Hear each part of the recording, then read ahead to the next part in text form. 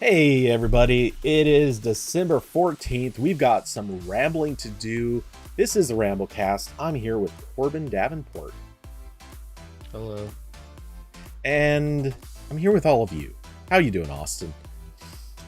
So, You're here with Corbin and his new overpriced headphones. oh. Hey, you did not even mention you were going to throw that in there. So should we just because I forgot about it until this very moment. Suddenly I'm going to have to mark this as a sponsored podcast. Yeah. All right, Sponsored tell us because about I paid almost full price for these. Oh, almost. Well, I know that's a Black Friday reference, but part of me is like, wait, what deal did they cut you? Yeah, I got the Sony XM5 whatevers. I don't know the full name. They've been at the same price for like a month, and all of my headphones are in various stages of either disrepair or just I can't really use them. Like I got the Samsung Galaxy Buds 2, I think earlier this year, with the plan of like those are gonna be my new like good headphones, like good in-ear earbuds. Like I'll just wear these all the time. But they're in-ear, and I've never had good luck with in-ear headphones, and I don't know what the issue is, but the stock ear tips on those headphones last me for like a couple weeks, and then they just wouldn't, like the earbuds would not stay out of my ears. Like at one point I was like leaning over a table and the earbuds just fell out my ear. So I tried getting third-party rubber replacement ear tips, which worked for a while, and then the same thing happened. So I don't know what kind of corrosive material is in my ear that's causing this, but I can't use any in-ear anything unless it's like just the like plastic, like unless it's like an AirPods kind of thing, or my beloved Samsung Galaxy Buds, which do still work, but they're the actually I have like some paint coming off of them, and it's, you know, I've had them for a while. So I love that that's your definition of in disrepair. There's some paint coming off.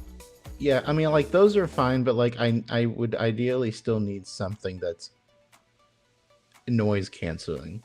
Like I don't have anything that's noise canceling. I have like one pair of Sony headphones that I got for review like 3 or 4 years ago, which have been working fine, but they were like the cheap budget model, and actually the plastic is cracking on them. So its days were numbered. Okay, I'm just look, I'm gonna do the this isn't a competition thing right here, and just say, here's my other pair of headphones. One side is literally held on by just the wire because the plastic cracked. So yeah, these are. I mean, they still, like the Sony ones still work, but like they were never like that comfortable. Like if I have them on for more than like an hour or two, it feels like I'm in like my head is in like a clamp, no matter what like size I change on it. I know this is like I'm just being a spoiled bitch, but I kind of needed like a good pair of headphones for a long time. So I paid too much money for these, and they're pretty nice, gotta say. Yeah. They sound fine. The noise, I haven't like gone on an airplane with these, so I don't know how the noise canceling is under the most terrible effects, but it seems to work fine. And the it is funny, the transparency mode on these is very good. So like these almost give me the same effect as wearing like AirPods or Samsung Buds, just leaving the transparency on. So like I have it on right now, so I can like hear myself talk fully, and there's not like a big latency or anything noticeable like that.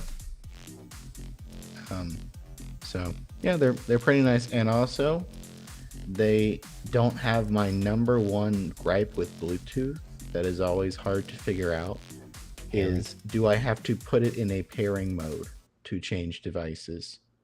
These I don't. These are just like my Samsung Buds, where I just click it in whatever thing I have, and it will drop the connection to the old thing and connect to whatever I'm trying to use. Yeah, that's pretty good. Yeah.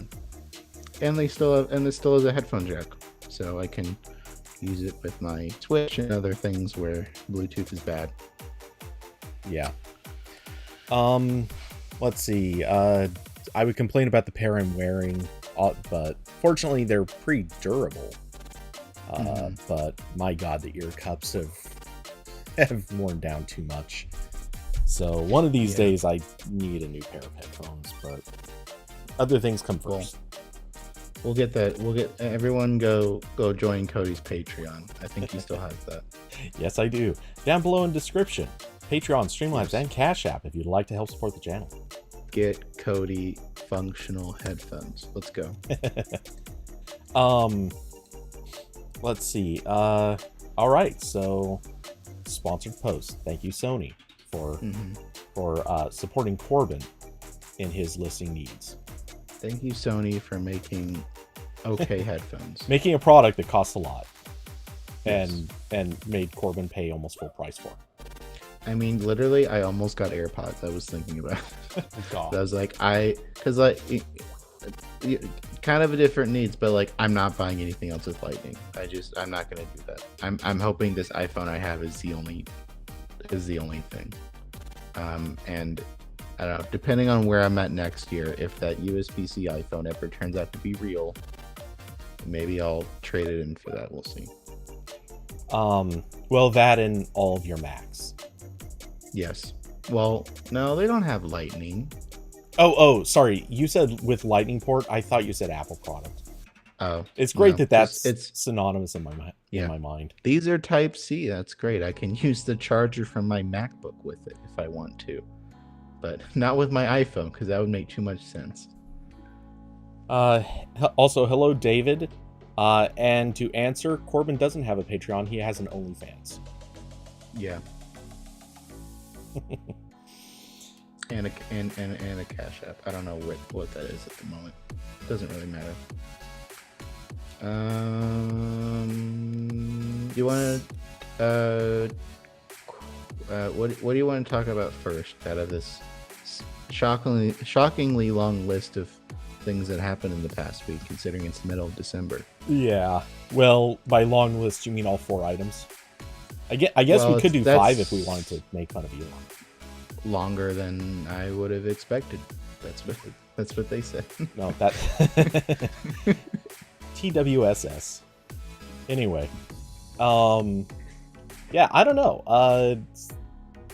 Okay, I can do the Stadia thing first because actually, yeah, because that's probably going to be we're going to get through that real quick. I don't think there's a lot to say though.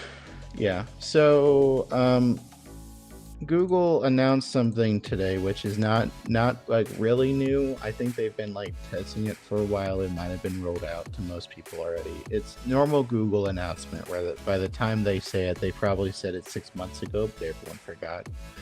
But they announced a new feature where when you do a Google search for a video game, it will check if it is available to stream at Xbox Cloud Gaming or GeForce Now, or I don't know if Luna is included. I actually haven't seen a link to Luna when I was trying it, but those two at least.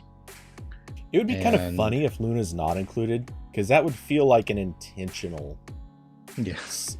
kind of like you can. After all the crap Amazon has done to Google, it would be kind of fair to be like, yeah, we're just not gonna do you. Yeah.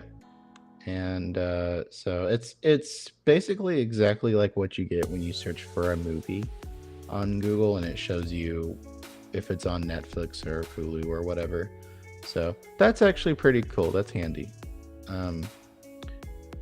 But of course, this turned into a little bit of a mess because some people weren't happy.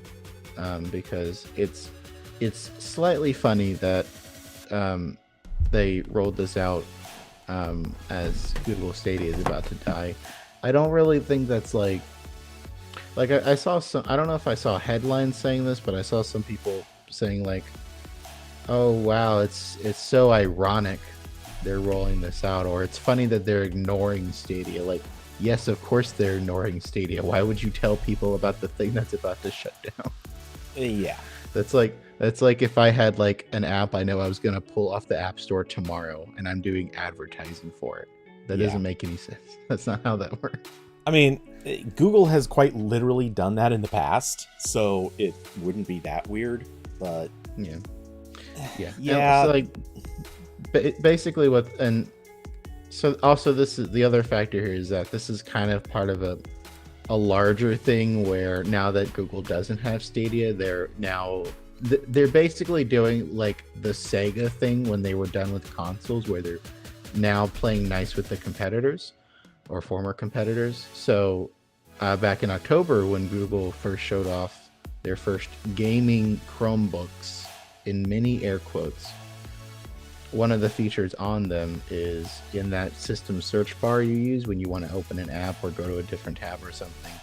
It will show results from cloud streaming services in there. So like if you type, Fallout New Vegas, you see it in there. So they're basically bringing that to desktop and mobile web search, which is handy. But some people were upset about this because of Stadia, and also Google's tweet about this was very weirdly worded. Like some of the replies. Okay, so their post was, no console, no problem. Now you can search and launch video games in the cloud instantly with Google, available in the US in English for mobile and desktop.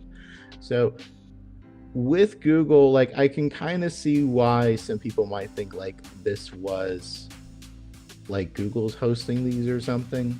And the little GIF they made also does not represent an actual game or like branding for any of the services, so it does kind of look like that. Like it looks like when they had instant apps on the Play Store. That's kind of like what their example looked like. So I can understand like some people in their replies were like, oh wow, they shut down Stadia for this, or like, oh, you did this right after Stadia. But no, they're not doing anything. It's just a link. They're just linking.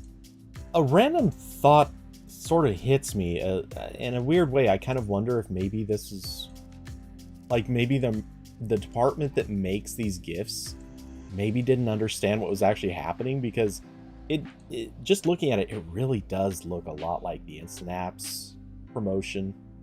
Yeah. I mean, obviously different graphics, but it just has that same, like, somebody described it to somebody, gave them a couple screenshots and was like, yeah, this is what we're doing. And they neglected to mention, oh yeah, by the way, it's totally going to send you to another site to do this stuff. Yeah, and also this is the kind of like advertising that like toothpaste commercials do when they're like explaining a competitor or something. But like I don't think Google needs to do that, because they're right in the middle of doing a big advertising push for gaming Chromebooks, where they're very heavily promoting other services, and they're showing like, people playing Cyberpunk or whatever on their Chromebooks. So like I'm pretty sure they're allowed to be a little bit more clear about what this is. So I just, chalk this up to questionable marketing decisions. Yeah. But all the Stadia stands are already upset, and they latched onto this too, and it's a little sad, but also a little entertaining. So, well, go ahead, finish that thought. Well, I was just gonna say I can't read. I see on this tweet there's 87 quote tweets, but I can't read this without logging into Twitter, which I now only do under emergency circumstances. So I'll just have to imagine. I can imagine what they are, because I got a lot of weird replies when I wrote a thing about Stadia a couple months ago. Okay, well, you can't do that without logging in, but I am logged in. And so Andy Morphs 2 hours ago said, everyone seems shocked and annoyed by this, and I don't get it. Immersive Stream was around before Stadia, wasn't it? Oh, that should have had a question mark, Andy Morphs, but okay. Suna, aka Bibbidi Bop, says, great lol, name. Not one positive comment, what a joke. Catfish Unbound says, just to let you know, Stadia died for this ... This is sad. No, that's not how that works. Nope, not even close, bud, but nice try. Tell me you don't know how infrastructure works without telling me. Yeah. Thomas, who is flying, I believe that's a pride flag, or one of the variants of pride flags, and I don't know what the hell that other flag is. It's a white and green background with a dragon on it. I feel like I've seen that before. Is that the Wales flag? Oh, it might be. I don't know. I think that's Wales. Okay, that is... Wales does have a white and green. I'm so good at flags. Yeah. It's going to turn into Big Bang Theory if we're not careful. Wales pride.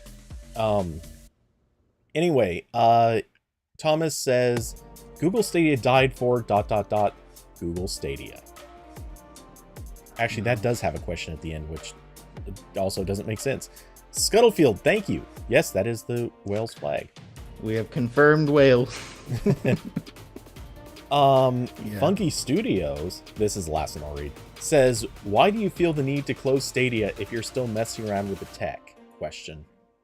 That's not what's happening, Funky Studios. No one knows how any of this works. Or, I mean, like, again, I'm not going to, like, 100% call all these people stupid, because this was a very dumb tweet. Yeah, the tweet's not great, but... Tweet's not great. Okay, I am going to throw in my own sort of meta take on this. Imagine what would have happened if Stadia wasn't going away. Like, how would the same tweet have read or looked? The exact same people would be jumping in and saying, oh my god, how dare they? They're going to give Stadia preferential treatment in this. They're going to shut out all the others. This is a way for them to cheat and make Stadia more powerful while they're hurting the competitors. Just saying, that is what everyone would be yelling if Stadia wasn't going away. Yeah, maybe. Because that's what everyone yells every time Google adds something to search that that somehow could favor their own properties. That is true, that search is an absolute disaster. Honestly, I guess my takeaway of this should be like, this is the first useful thing they've done to Google search in a long time. Search is just it's terrible. Using. I mean, is it how much? What other search engine is better? None. That's the problem. Yeah. Okay. Like if none of them were better, then why is it terrible? Outside of sometimes, admittedly, yes, the few too many ads might show up, but outside of that, what's making it terrible? It's ads. It's like mostly ads. Like, they figure out a way how to cram ad space into everything, and like depending on what you search, it's like Amazon now, where you have to like scroll an entire page to get to actual results for some stuff. But also just that like, hasn't been my experience, but I get what you're saying. Yeah. Sometimes there are more ads than there should be.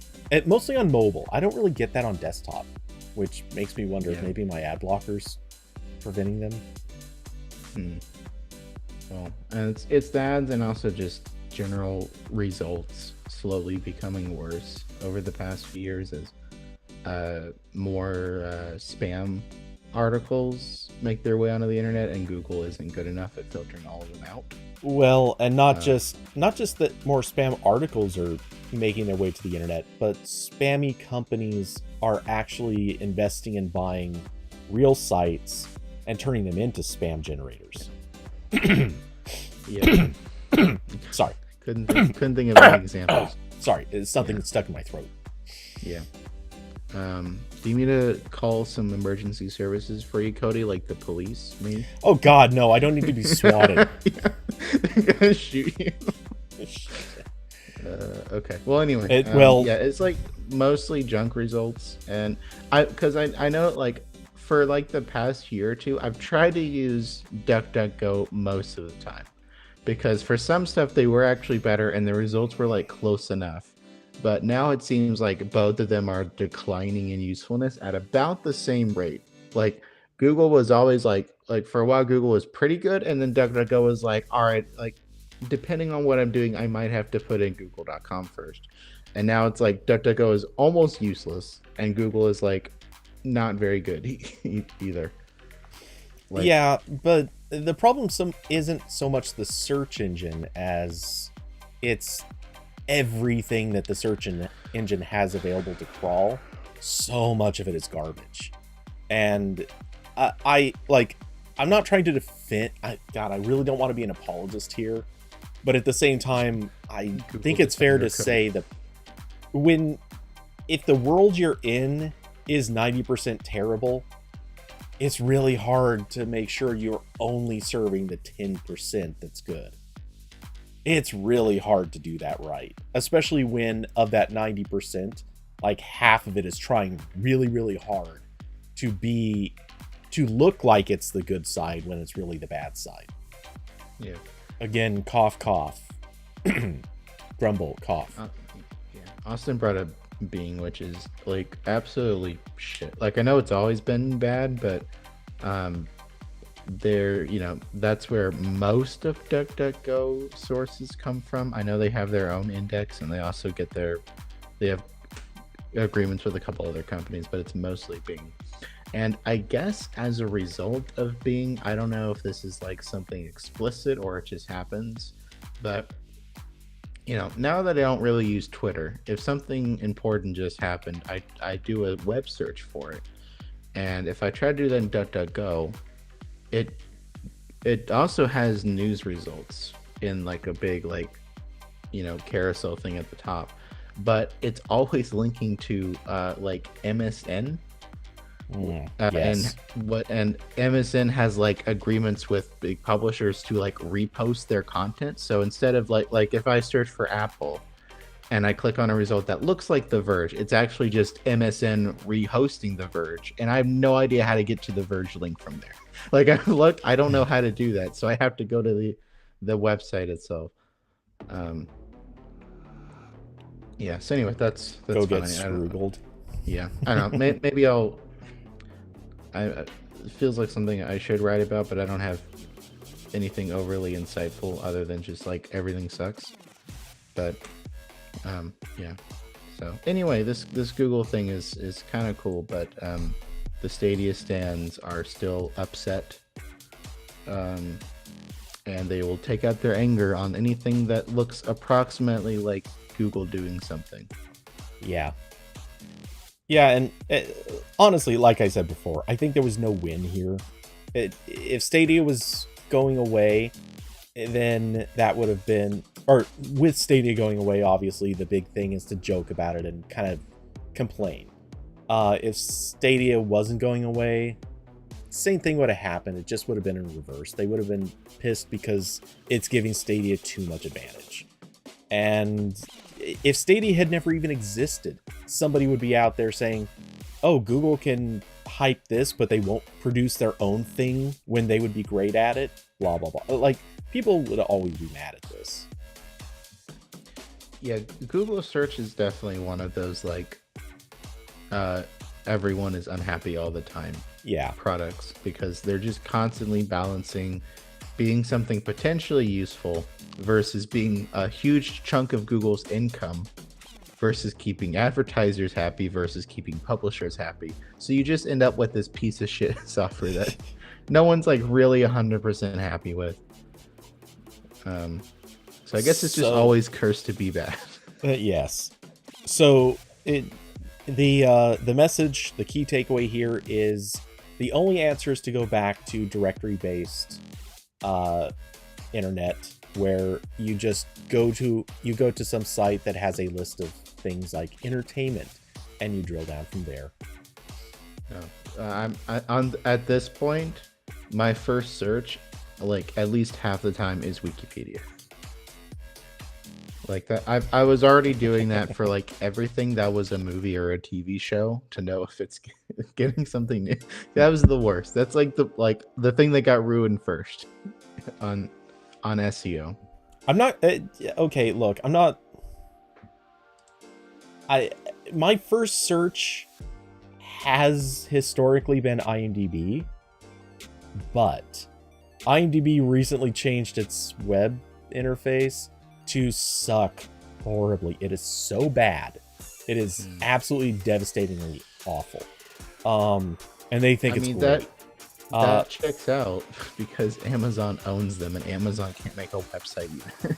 God, they really can't.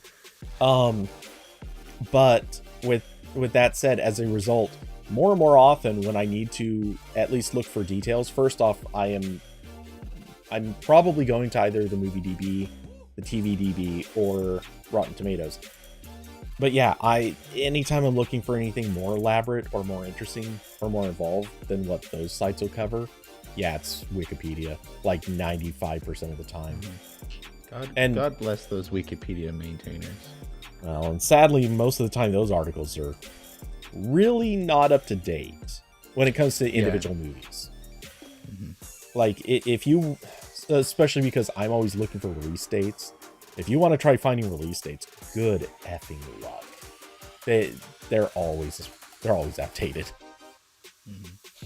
Anyway, so as Austin says, Web3 will save us by causing the entire world to burn and ensuring that we don't have to live through another major algorithm update to Google. Sorry, I just figured I'd fill in the rest for you. I knew you didn't want to type it all out. That's true. I can talk about the Chrome stuff if you want. The Manifest V2? Yeah, that's what I was going to say. Let's move on to that. Okay. Because this one, I think we both have our own takes on. So I think it was at the end of 2020, Google officially shipped Manifest V3 in Chrome, which is the new, it's like an API level for Chrome extensions, basically. Like, there are it's the first breaking change to Chrome extensions in, I don't know if it's like, I want to say 8 years or something like that. It's been a while since Manifest It's V2. close to a decade, which is kind of the point. Yeah. So Manifest V3, really the only reason, like, there's a bunch of changes in it that make sense. Like, there's a lot more like asynchronous code now because that's what we're writing now, and it's cleaner and makes more sense. And some of the APIs have been cleaned up and all the usual stuff. But there's also a lot of breaking changes. I'm really quick. I'm going to jump in and say one of those key things that they really improved is permissions. Permissions that sort of control security and what a extension is allowing itself to do, like declaratively saying these are the things I need to be able to do, and they are, I dare say, a lot more similar to what Android permissions are now, which is good. I mean, it's not a lot of changes, but it's a few key changes that needed to be made. Yeah, it's better. I think it's still really easy to trick someone into installing something that has way too many permissions. But well, and people still don't really look at permissions, but at least now they're there. Yeah. And Manifest V3, the main reason why normal people would know about it is because most of the popular ad blocker extensions were not happy with it, because one of the biggest changes was replacing the API that all those extensions use with something else that isn't as powerful. Because basically how this worked before is that an extension could have a permission where everything Chrome did on a network would be sent to the extension, and then the extension could decide to do something with it and then send it back to Chrome. That's really bad because it's like you're funneling everything you're doing into an extension. So Google decided the better thing for that would be for these extensions to give Chrome a list of things it should block or do something with, and then Chrome will do that, which it should be faster and it should be safer, but Chrome's rules do not yet have everything that ad blockers want. They've tried to add more since this was all announced, but it's still not 100%. And still the maximum list of rules that an extension can give is there's like a fixed limit versus with extensions. Like theoretically, they could have unlimited number of lists. Yeah. And there's a bunch of other stuff too. Like one of the other big changes is that Chrome extensions used to just be basically like an invisible tab. They could have a background page that they could do rendering stuff in or anything else. And that's been replaced with a service worker, which is how websites send notifications to you and do other stuff in the background occasionally, which can't do nearly as much. Basically like they can't interact with HTML at all. So there's a lot of stuff where like if you need to like I made an extension ages ago for converting images, and I was using a canvas in a background page, and I can't do that if I wanted to keep that alive. There's other stuff like I have a browser extension that plays the Wii Shop music when you go to a website. That's broken under Manifest v3 because that makes an audio element. I can't do that in a Surface Worker. Okay, so it's very true they kind of broke a few things in that transition. To its credit, Service Worker is way more efficient than basically having a full page and DOM living in its own separate, well, like you said, kind of living in its own tab, though my understanding is it wasn't implemented that way. It was sort of like, yeah, it was like a per tab, basically having like multiple pages stacked per tab. But I don't know. I don't think you could have more than one on an extension, but I don't know for sure. Anyway, so the Surface Worker, at least for the things that it's doing and where it makes sense, it is way more efficient. Because they're just not, they don't have to dedicate as much to letting it run. I mean, in theory, yeah. The issue is that like a lot of what extensions do needs to get called pretty often. So you're just like spitting up a service worker and then shutting it back down, and then like 1 second later you're doing this, and that keeps repeating. Yeah, so, depends on the extension, I guess. In most cases, yeah, it depends so much on how it's gonna work. And yeah, like to your point, the service worker cannot directly control the HTML.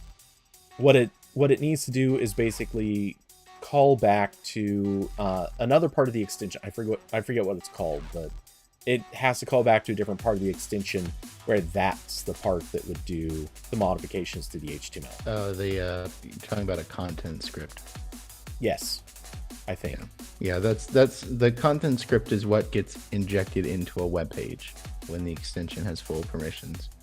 Yeah, and I only vaguely remember some of the details because I've written exactly one Chrome extension in Manifest v3, and it worked perfectly well, but all it had to do was read what's on a page, add a clickable element, and then do a couple of things with that. Like, it's really, really easy to do. Yeah, but it's depending on what the extension does. Like Manifest v3 either changes very little or it breaks everything. In some cases it makes it better even, but it's different, not necessarily better.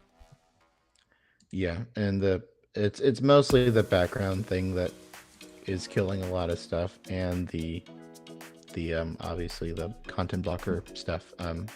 As it stands right now, all ad blockers are going to get a lot worse on Chrome whenever this goes into effect. Like I think like uBlock Origin is just they're gonna ride out the clock basically. Like they'll push a v3 version whenever it's like absolutely required. Oh, I'm sure. And I don't doubt that they've already built it. It's got to be sitting there ready to go. But they're not going to do anything anywhere before they have to. Yeah. So developers are very not thrilled about some of this, and they've tried to add stuff like the first like Manifest v3 shipped in like end of 2020. They've added more stuff since then to try to add more, because like as the Surface Worker was originally made for just web pages to do like occasional background stuff. Like it wasn't made for this, so they have to add a bunch of APIs to Service Workers for this to work well. And it's still not enough, because like there's some stuff you need, like just a invisible page to do rendering stuff, or some other task where you need like HTML elements, because that's also how JavaScript was designed. Like even when you're making like just like really basic like audio and video processing, other tasks, like there's somewhere there's like hidden HTML elements that are getting shifted around. And none of that is available in Service Workers, because that's not what it was made for. So like now Google has decided we're just gonna hit the brakes on this. So they said in a Google Groups announcement, and they also updated their support documents. They said they are committed to providing developer solutions to migration challenges with new functionality, bug fixes, and adequate time for adoption. For this reason, we're postponing any January experiments to turn off Manifest v2 in pre-release channels of Chrome and changes to the featured badge in the Chrome Web Store, and we'll be reevaluating all our downstream milestones as well. So basically what that means is, before now, starting in January, they were going to start turning off v2 extensions if you were on like Chrome Beta or Dev or Canary, and then sometime in the middle of the year they were going to roll that out to everyone. And then sometime after that, they would pull all V2 extensions from the store because you couldn't use them anymore. Now all that's on hold. They don't even have a new timeline yet, which is kind of telling me that like there's not enough pieces in place right now for them to even say when this is going to happen. Yeah, it's just it seems like a mess. And one of their fixes, which is just hilarious to me, and probably what I'll end up using for the Wii Shop thing, is one of their solutions is something called the off-screen documents API, where the Service Worker will be able to spin up basically a background page. So we're back to where we started with extra steps. And I'm sure there's got to be, I have to imagine there's going to be some kind of performance loss compared to V2 with this, because now instead of like, all right, we just got like a tab that's just invisible somewhere, now we're spinning up a Service Worker constantly, which in turn spins up a background page to do something, and then they all need to talk to each other. Okay, not that I'm disagreeing, but again, maybe I'm misunderstanding the Chrome v2 or Manifest v2, but did not all extensions get that what we're calling effectively background tab?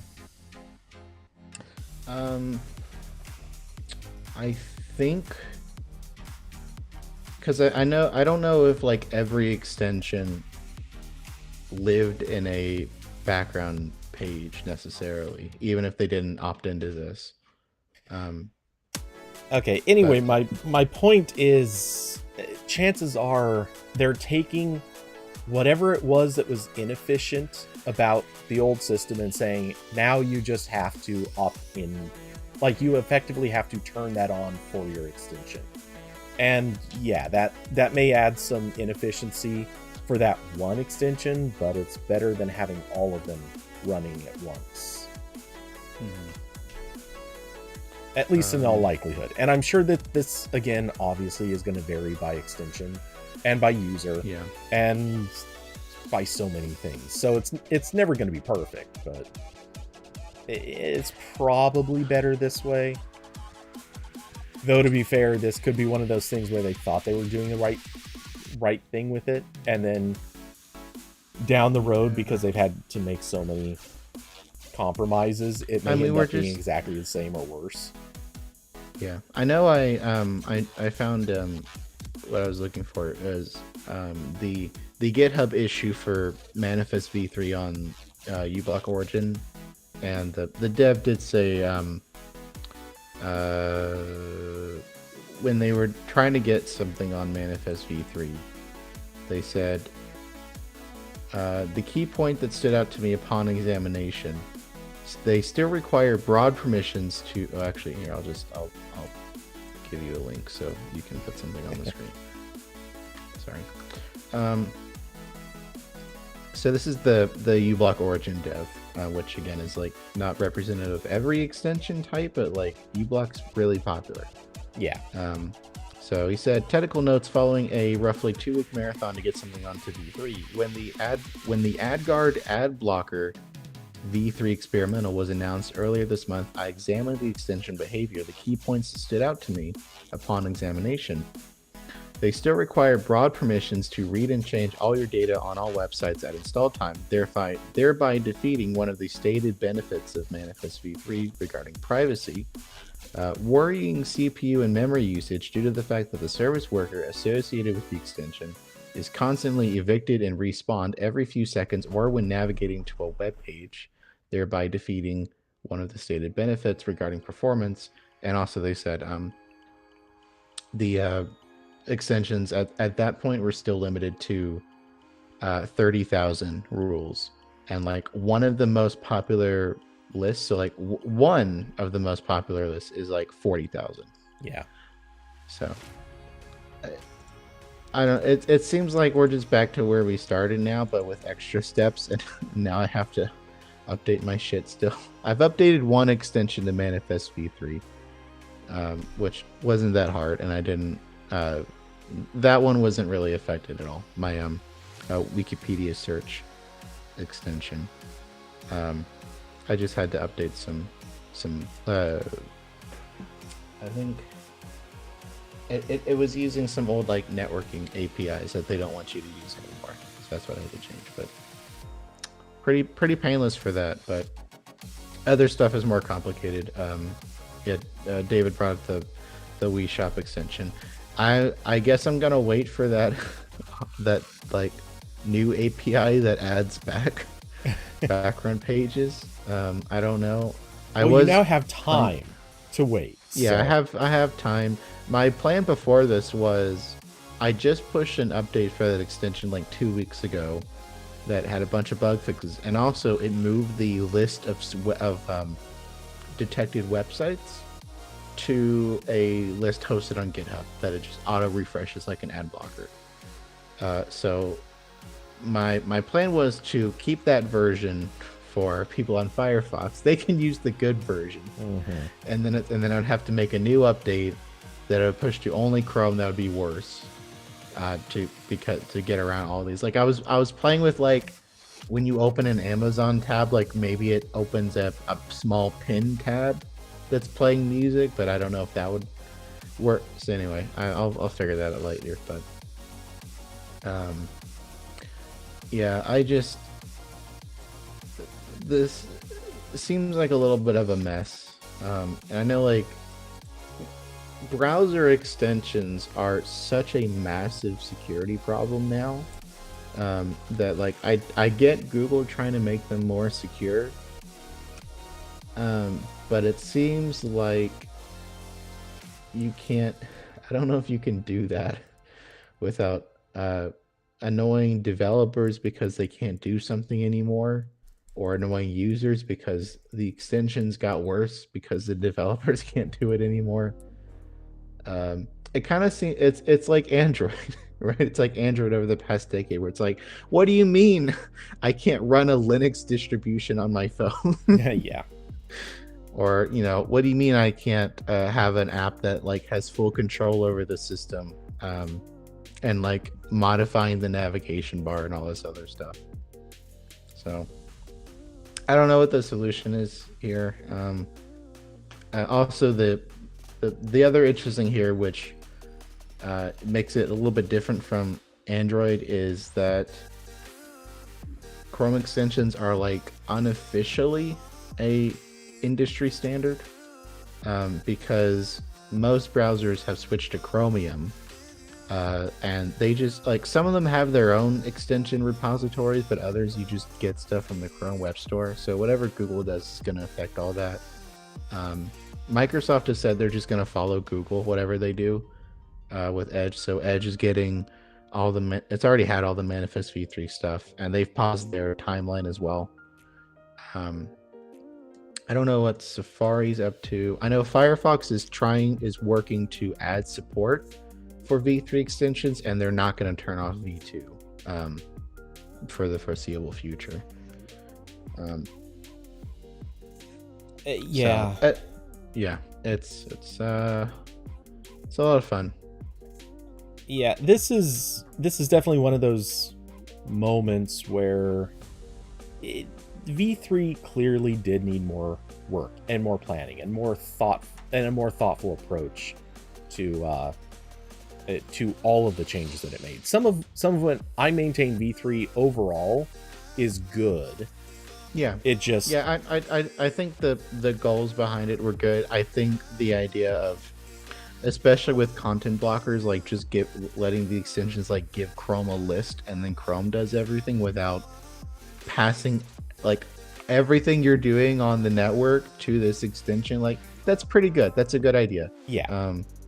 But clearly it needed more work. And yeah, more work, like more thoughtful design, more control and features. Yeah. And they needed to, well, we don't know for sure exactly how this played out, but in theory, they probably also needed to actually sit down and talk to the developers of these things and ask them how could we make this better so it works for everybody, and it also doesn't pose a lot of problems for everybody. Yeah, and there's also the because Google is a giant company, same thing with search, is like the underlying, hidden in the shadows is Google is an ad company. Yeah. So they're not exactly inclined to like make it really easy for ad blocking extensions to continue existing in Chrome, especially when they're trying to build their replacement for cookies, which they hope is private enough that maybe these extensions won't be as needed anymore. And I wouldn't be surprised if there's like a different like Manifest v3 level reckoning for content blockers or something else adjacent to that once that is fully rolled out, because then Google can be like, there's no more cross-site tracking. I don't know what more you guys want. Yeah, unless the EU steps in again. Yeah, I still think that thing, just from everything I've read about it, it is a doomed effort. Yeah, it's not going well. Like they're pushing on, but I think that got delayed too. They're on basically like version 2 of it right now, because it turns out basically I forget what they've called Privacy Sandbox. Basically how it works is like Google makes a list of categories that you can advertise against, and the first time they made the categories so specific that it was pretty easy to like dox people with it. Or like do the same like hyper specific advertising that like Facebook does, where it shows you a shirt that like has like your exact birthday on it and like other stuff like that. So now they're on the next iteration of this, which they're still pushing towards, which has far fewer categories, which does cut into ad revenue also. So, I don't know how that's gonna pan out either. And that's also going into Android. They're working on that for Android. Yeah, and there are just so many other reasons why this is probably going to get bad. But yeah, we're between Manifest v3 and the Privacy Sandbox and a couple other things, we're kind of getting to that point of like, maybe it turns out letting the ad company run the most popular web browser has some consequences. Yes, but you know what? I still want to give them credit for at least getting us off of Internet Explorer. Yeah. Well, I know sure. Firefox started that process, but Internet Explorer is the one that won that fight. Or sorry, Chrome is the one that won that fight. You know what I mean? Yeah. Yeah. Maybe I'll switch back to Firefox at some point. We'll see.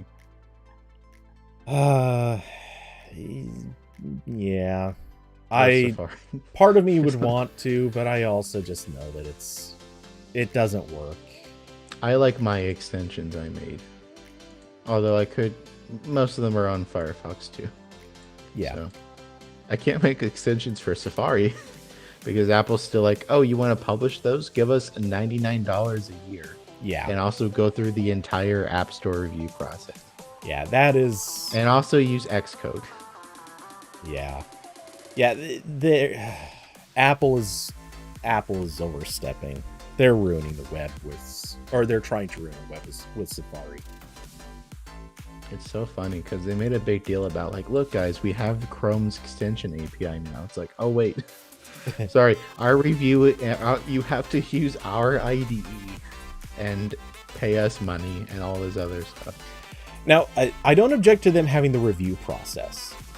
It's annoying. Yeah, Google has that too. Yeah, everyone can have their review processes, and if you're going to host something, you probably should have a review process.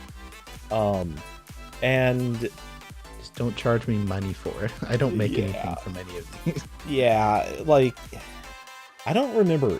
I think you can you charge for extensions on their store? Just make it $99. I mean, that'd be insane. But no, I think there is at least that one bit of curiosity. If you can charge for extensions on their store, maybe you actually could at least make. You know what? When you open the extensions, yeah, you can charge for extensions on the App Store. Because it actually literally opens the App Store. It doesn't even open like a separate page or something. Yeah. So yeah, if only people paid money for software. Yeah, strictly speaking, you could at least actually make money, either charging directly or with in-app purchases. So that is not entirely insane there. Though, doesn't Google technically allow... They used to allow they used to allow apps and extensions. I don't think they do anymore. Yeah, they got rid of that. Yeah.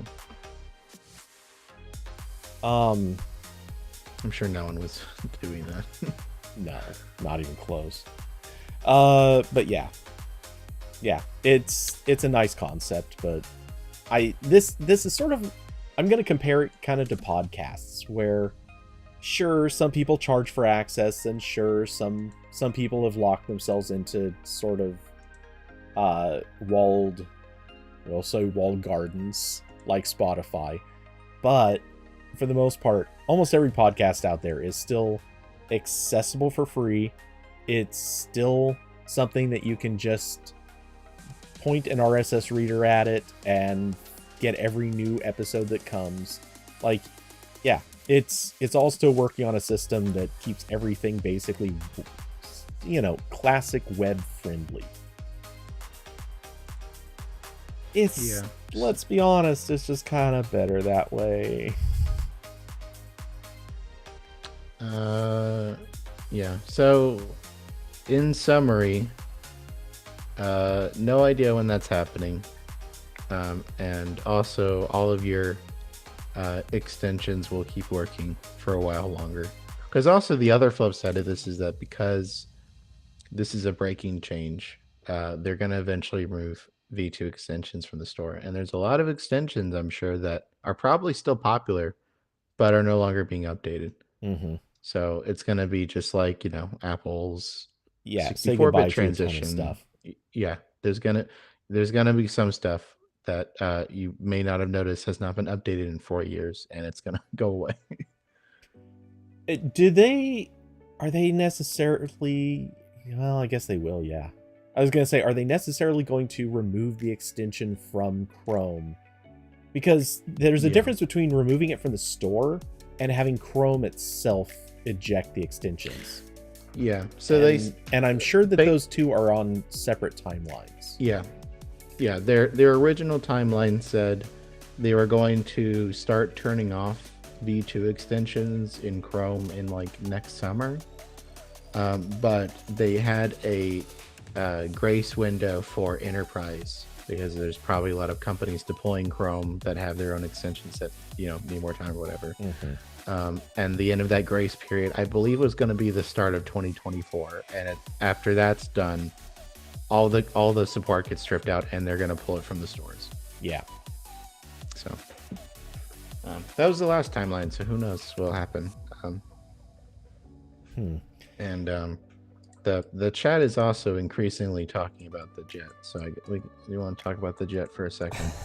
Sure, we can talk. You can introduce the jet while I get water because I'm out. Okay. So oh my god, it's funny because I feel like I'm explaining the thing everyone already knows about. But just the catch up on this story, the TLDR of it all. A few weeks ago, I believe 5 weeks ago, Elon basically kind of called out this one Twitter account where somebody was posting the flight schedule for Elon's personal jet. At the time, he promised he wasn't going to ban the account. It would be allowed to continue, even though it was pretty clear he wasn't happy it was there. Fast forward to today, I believe it was today, and that same account has been banned. Or we'll get to the follow-up of this in a second, but not only was that account banned, so were all of the Elon's been trying to buy the kid out for years. I didn't know that. Yeah, he did offer money at one point for that account. That's cringy. Yeah. But yeah, anyway, kid should have taken it, actually, honestly. But I appreciate he did. Well, he should have taken it and then just started up another account. Made another, yeah.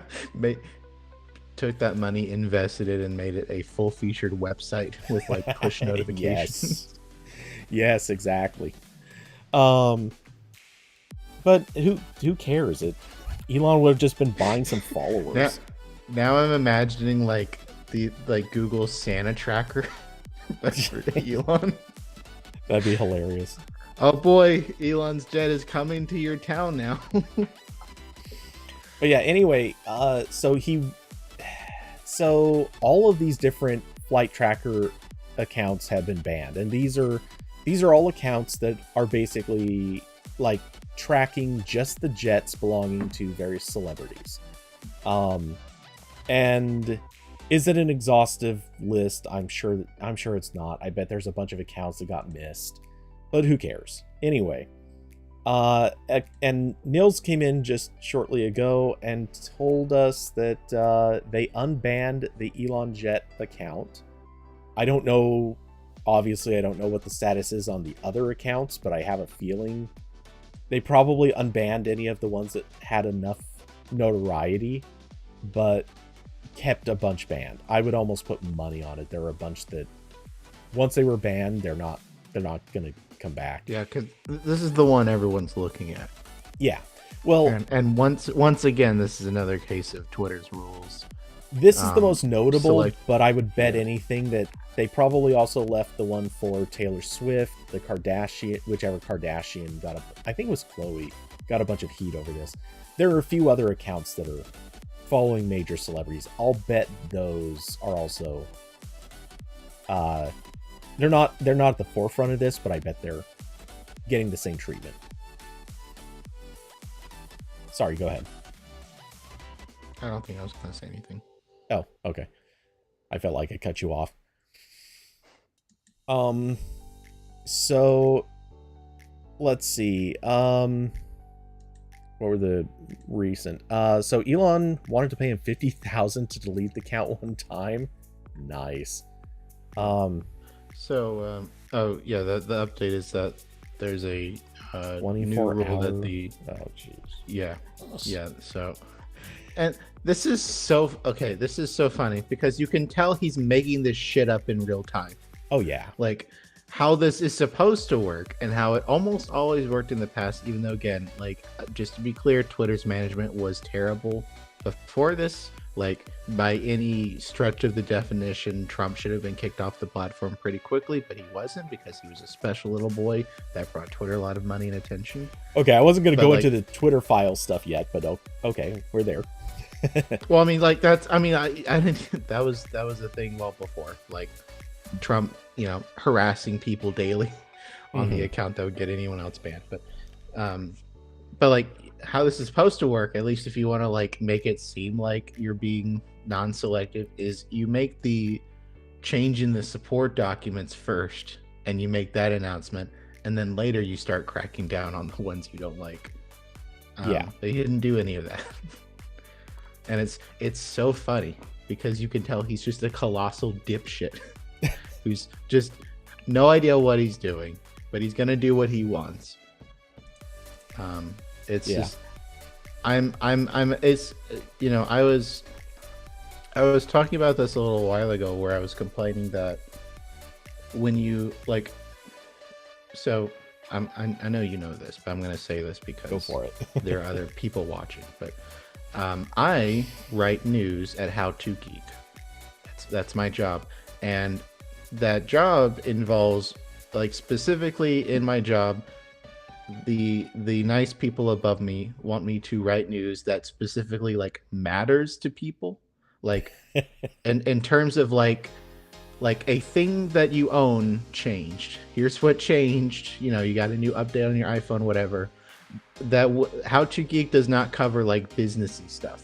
Like when if Microsoft is allowed to buy Activision, maybe there'll be an article about that because like that has some ramifications. But like I'm not writing about every little terms of service change Elon Musk is doing. And I made a comment about this a couple weeks ago, that like a lot of tech websites are just entirely Elon. Like every time I go to The Verge, half their homepage is something he said or something he did. And it's the same with like almost every other tech website. And it's exactly like when Trump was president. Like every single, mainstream news, political news, whatever, like was entirely absorbed with him. And at least there, like he was in control of nuclear missiles, so I can understand, like that's more important. Yeah, it's public policy that affects healthcare, military, your job, your loans, whether or not you're going to get food in a week, whether or not FEMA is going to show up and save you if a major disaster happens, or if you're just going to show up and throw toilet paper at people. Yeah. So like, and it's the same effect, except Twitter has a tiny fraction of users, and the only reason this is, and like, okay, well, I'm diverging, but basically my point is that like Elon is being covered in the same way Trump was, where we're just like obsessed with everything he's doing. Except it doesn't matter as much as when it was Trump. But he's like tech Trump is what I'm trying to say. And he's also making decisions like Trump did. Like to the point where like he's praised as a genius and this other stuff for just not following any rules and fucking over everyone. Like Trump got to where he was by repeated bankruptcies and not paying workers and all this other stuff. Guess what Musk is doing? Like there was just a report, I don't know, I forget where it was, I don't know if it was Bloomberg or somewhere else, but it was a couple days ago where he's just like not paying rent on the Twitter office, and he's also not paying severance to employees, and of course he just fired a bunch of people with no warning in at least some jurisdictions where you can't totally do that. So it's like he's just not not following any rules. And this is kind of another example of that. We're like, I'm surprised it took this long. I thought this would be one of the first things he'd go for, but I guess he's been too busy ruining everything else, or his all of his attention was sucked into Twitter Blue. Yeah, which is that whole thing has been really funny to me. I guess because that's like the only way Twitter can make money now. Because I don't know, but well, they haven't completely lost their advertisers. There certainly are plenty of advertisers still, at least judging by the mountain of really low quality ads that I've seen. But yeah, Twitter's not making the money it used to. And just as a side note, I'm not going to bother pulling up the article for this, but for those who may not have heard, Twitter is apparently considering making it mandatory that users share their location information, and Twitter Blue users will have the option to opt out of that. So yeah, we're reaching the stage of, oh my god, we have no other ideas. Let's see if we can literally just sell our users to other people. And like you don't think Facebook thought about that for like 13 seconds, and then they'd be like, wait a minute, if we do that, we'll get kicked off the App Store and we'll lose even more money. Honestly, yeah. It's amazing. And I'm still thoroughly amused by the fact that the Twitter Blue, I know, just kind of backtracking a little here, but it has turned into the best example of a bait and switch that has happened in the last probably 2 decades, as we now have this gold check mark appearing for accounts that are actual verified versus is it blue or is it white or whatever it is now, a check mark that doesn't mean jack anymore, except that you paid your $8, and holy crap, is that's gonna be bad.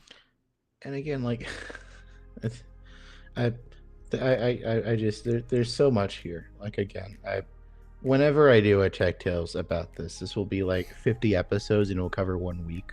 Mm-hmm. It's just like it's the same exact. I mean, it's literally Trump. We're doing the same cycle again of like the news cycle. In this case, the tech news cycle is completely occupied by this one person because they keep making dumbass decisions. But because they have a lot of money and they own a platform that a lot of people writing for these places love, yeah, it gets more attention than it should. Because like I honestly think at this point, like at a certain point you start to skip more important things by continuing to pay attention to Elon Musk. Now I think in the tech sphere there's less of like this really should get attention that it's not getting thing compared to like global politics. But there is still that factor of like, I would like to see what things not owned by the guy who has like 17 children that don't want anything to do with him are doing. What are they up to? Yeah. Okay, so which is now my job. That's my job now. It's like me scouring the web like, okay, what has nothing to do with Elon Musk today? Can I find something here? Yeah. So there are a lot of places where I almost interrupted just to throw in my own bits, but for starters, I'm just going to call out the term that has really been adopted, and it is so appropriate to describe Elon and the news cycle now, and that is, quote, the main character. He has become the main character of this story, and it's obnoxious, it's irritating. Yeah. I'm sorry. Mills brought up people write about it because people read it. Yes, I was actually just about to get to that.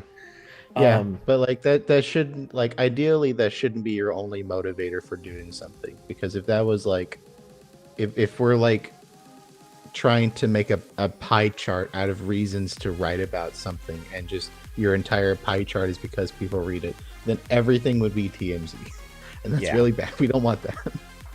So, Nils, actually, Nils, man, you were kind of doing God's work for me right now, because the last few comments, excluding the Apple one, actually all give me a really good point to hit on here.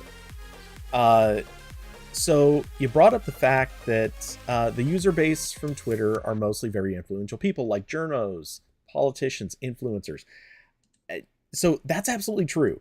And I know that this is kind of going a little backwards in the conversation, but one of the things that's kind of interesting about that is, yes, that is why, honestly, like, people have said Twitter doesn't matter, and I completely disagree with those people, because Twitter did, and I won't hold to does, but it definitely did matter, because it has been significantly influential in various political situations around the world. Obviously, like the Arab Spring owes a big chunk of its occurrence. It's not like Twitter. like it's not a general purpose, like the entire world is on this thing like WhatsApp, but it is like for very specific categories. It is like a primary source of information. Well, a primary source of information, communication, trading of information, and trading of thoughts. And sometimes access to people. Obviously, like, there are various ways you can try to reach out to people, but being able to hit them up on Twitter is a million times more likely to get a reaction or a response than, let's say, emailing somebody. Because if you ping somebody on Twitter, like, I know I'm just making up a really weird example, but let's say that you try tweeting the senator for your state. If you email them, let's be honest, you're never getting a response. They do not care. Or if you get a response, it is literally like a automated response or a copy paste from like 50 scripts that they have handy. If you tweet them, granted, you're probably still there's like a very low odds that you're going to get a reaction. But if the tweet gets a lot of likes, a lot of responses, if it gets enough attention because it is out there in public, this is the effect Twitter has. And it's not like it's just Twitter. Any place could do this, but Twitter is where it happened.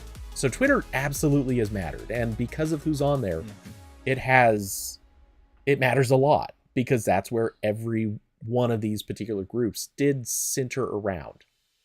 Now, the difference between this and Trump, Trump being president and being the main character of the time, the difference is, with Trump, we were stuck here.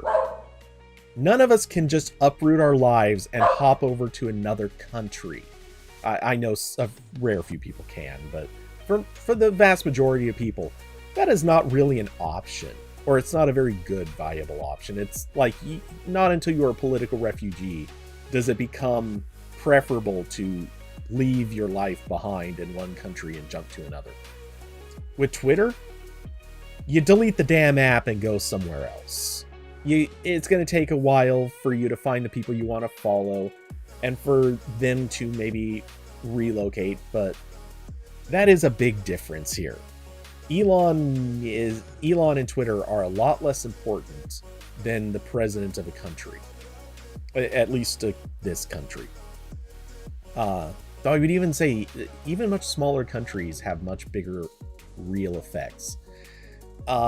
So in the grand scheme, I just got an app update notification. Thanks, guys. That's exactly what I wanted right now. But in the grand scheme of things, Twitter is something that people can comfortably leave behind. And we don't need to care that much about what this main character is doing. The thing is, though, right now, all those journalists, politicians, and influencers, they're still at least paying attention to Twitter. And they're still watching what's happening with Elon. And very rightfully, I would also argue, regular people who don't care about Twitter are still interested in this. Not just for the circus. Because this is a circus. This is hilarious. This is the traffic accident involving two clown cars crashing into each other at just high enough speeds that there's injuries, but very few very few fatalities. Like, or none. Let's say none. We're not into fatality territory yet. But man, this is a car crash with colors. There's confetti spraying out corners of people's bodies, and this is just it is a show, and it is a beautiful show. But it also matters for another reason. Elon Musk is the guy who still owns a massive part of Tesla. He still owns a massive part of SpaceX. He still owns, I don't know, name all the others. These are government-subsidized companies that are also in very privileged places. And he himself has a lot of privileged access. And all this crap going down with Twitter is exposing a whole hell of a lot that does actually matter to more than just Twitter users. So this matters. This is not a small thing. It's happening on the surface of something that shouldn't matter that much, which is making it so damn stupid. It feels stupid, not that it is stupid. You know what I mean. Okay. Thank you, Nils, for putting those perfect little prompts right there. Corbin, I see your face. Go ahead. I forgot I was muted. You made me remember. I don't have any scale of time anymore, but I think this was like 2 months ago, where right when Twitter advertisers started pulling out, there was a report that SpaceX bought a huge advertising. So again, this is like we're now doing like the FTX thing of like we're supporting the failing company with money from the other company, except the other company is like a government contractor. So now my tax dollars are indirectly going to keeping Twitter afloat while it's crashing and burning. Yep. Which doesn't make me happy. In terms of things I'm not happy with my tax money being spent on, that's probably like 2%. But I'm still not happy about it. Especially not happy about it because I want to like SpaceX because they have a lot of good engineers over there and they do some good stuff. But I need Elon gone. I need him not do that. To your point about like normal people still on the platform, like it is. I would strongly recommend people not use Twitter anymore, just because like its entire value is wrapped up in how many people use it and how many impressions you can get on ads. So if you don't use it, you're not feeding the machine anymore. And there's plenty of alternatives. I know it's annoying. Like I have weak moments and I will log back into Twitter sometimes to see what like the handful of people who aren't on other places are doing. But I'm not interested in propping up any of Musk's companies. So yeah. So believe me, I am in that position where I don't really want to visit Twitter any more than I have to at this stage. I've kind of made a point of not opening it outside of obviously because you were such an active Twitter user before. Well, yeah, I know, but I never posted to it. But I still you were lurking. Yeah, I had a very serious lurk mode going on. And funny enough, I almost never read my home feed. My home feed was basically just useless to me. What I opened Twitter for is I would glance over at the trending topics, which, by the way, if no one has been paying attention, have been it's devastatingly so bad the last couple of weeks. So like I'm not logged into Twitter anymore most of the time. So at some point, Twitter made it pretty soon after it got bought. It made a change where the homepage of Twitter is now the trending, and you can look at most of it without logging in. And it's a complete shit show. Ever since they fired the people who were like curating that, which like honestly they weren't doing a good job of curating it before.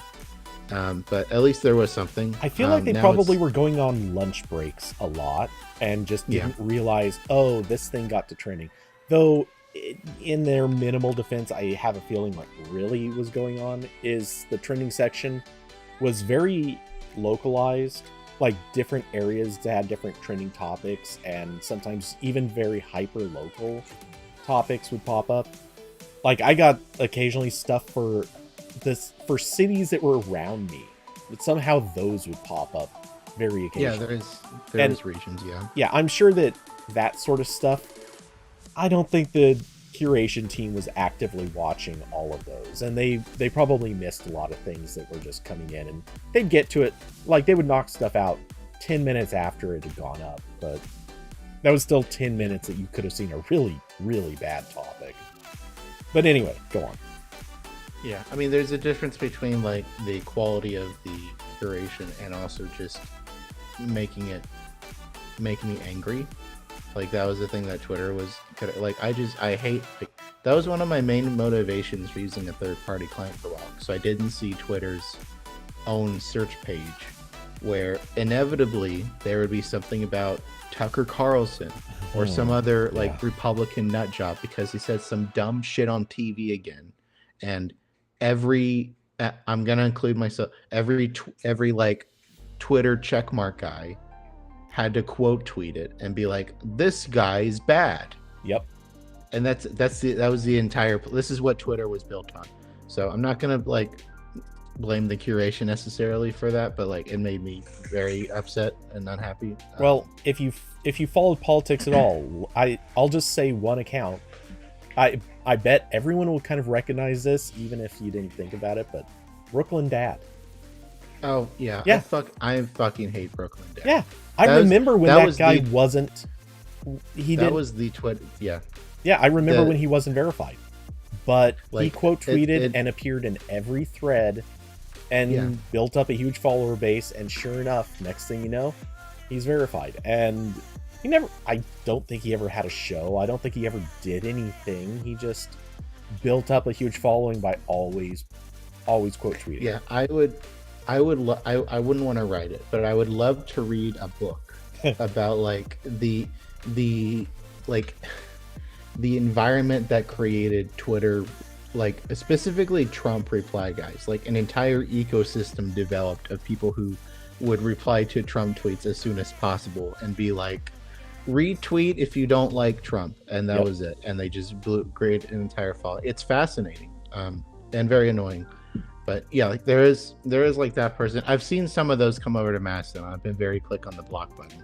Like I saw, like Mastodon does this too, where the mobile app tries to show like popular posts, and I saw Medea's Touch or whatever that account is. Midas Touch, yeah. They were on there very quick on the block button. They do the same shit. There's a couple other like that. Occupy Democrats was like that, but they are not using Mastodon because they want to boost their own thing that's even worse.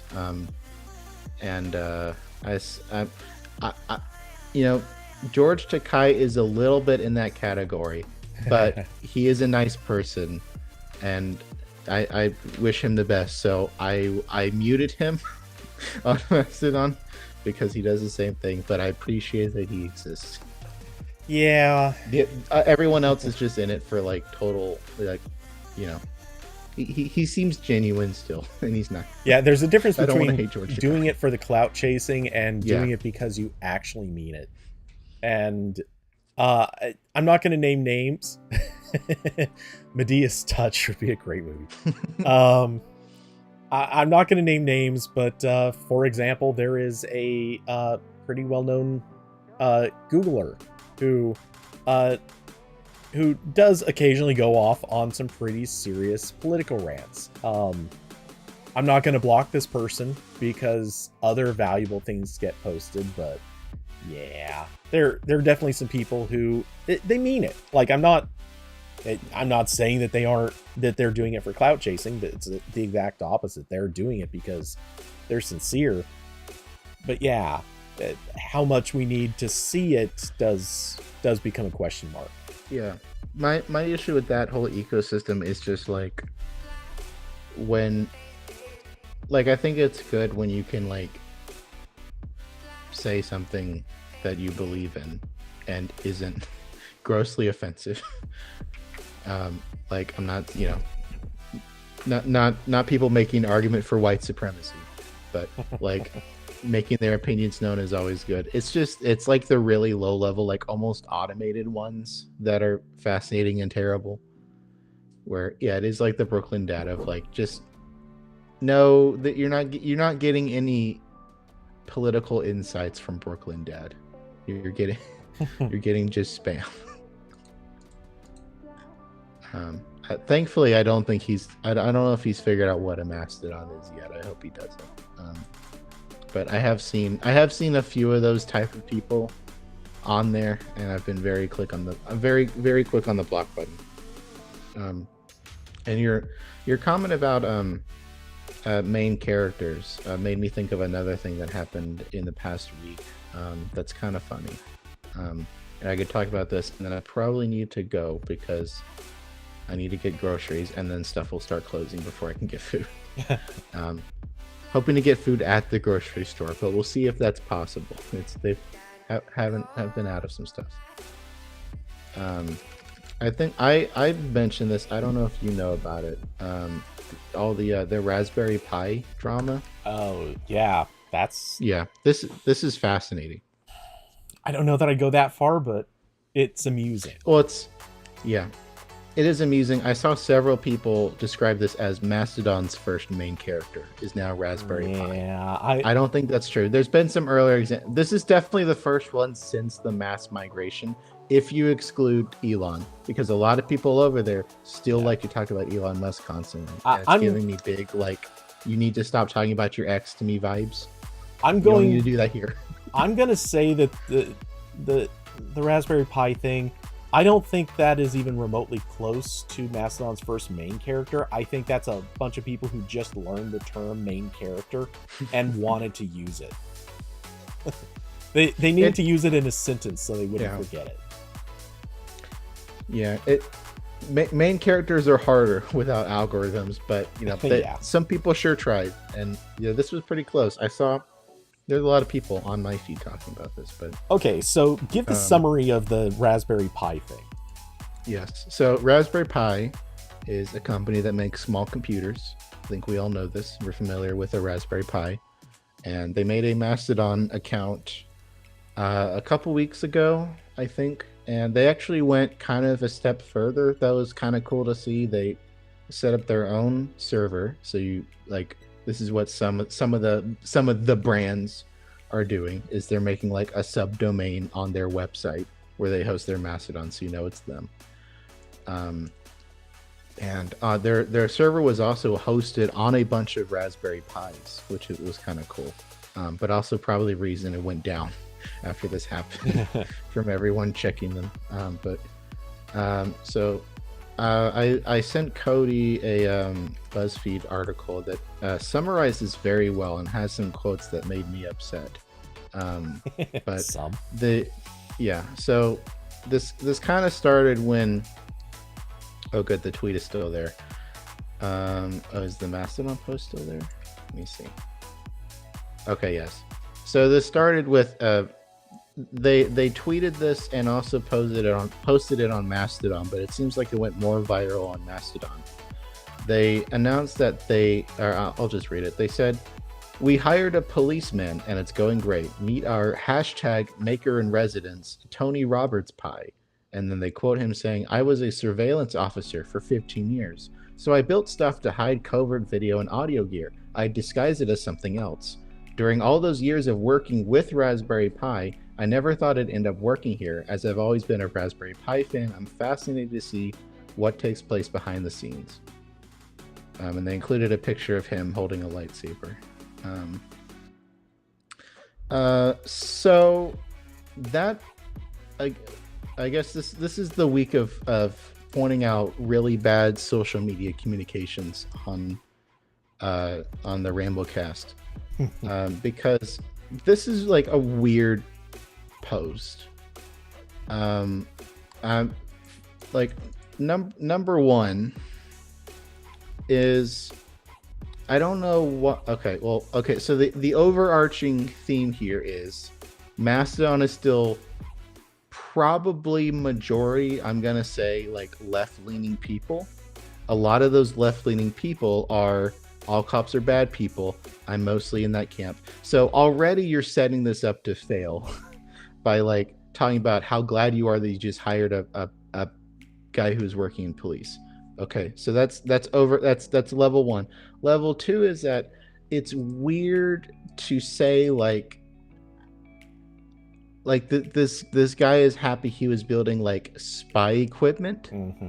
with this product that we don't know what it's for. Like, for all I know, like, this is in the UK, so I think they have marginally better police over there, but still not great. So I don't know what they were using it for. I think they might have said somewhere else. Toby was in the police force for 30 years in the UK. That's in the BuzzFeed article. Yeah, Raspberry Pi is in the UK.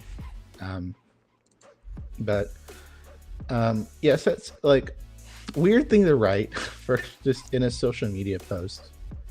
So you have the kind of weird messaging of like, hey, I built a thing that was hopefully used against criminals, but it's police, so you never know. And like, I'm gonna point that out. Like, they could have just said like, I think honestly, if they were just like, we hired a police guy, he works here now, that probably would have been like, okay, there would have still been a lot of ACAB, but it's just a weird way to do this. So we're starting off just weird social media post, and that's it. Like, just, okay, that's kind of weird. I don't know why you felt the need to point this out. The next layer is that a lot of people in the replies to this were like, why'd you do that? There are people saying like, hey, like, I really don't appreciate like covert police operations. Like, when you say he was working with Raspberry Pi, what does that mean? And then their social media person started breaking out the block button and basically telling people to go away in a lot of replies. So level 2, not good social media management, I would say. I would say if you're running a company account, you probably should not be telling people to go away if you're a company. Especially because like a lot of the replies were like not cussing out Raspberry Pi or anything, just like criticism that was like, a lot of them weren't really actually that hostile. Yeah.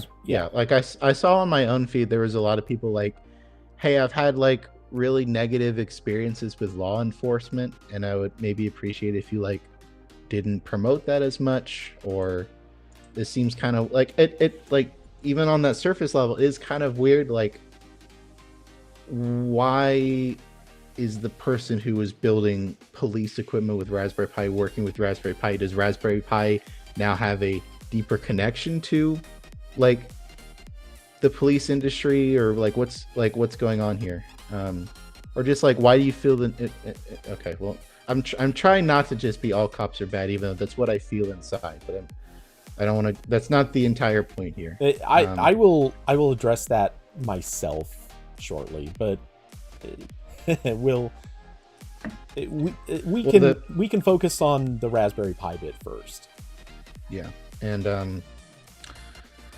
the point is, the way that they announced it was probably it was putting a little too much emphasis on he's a copper.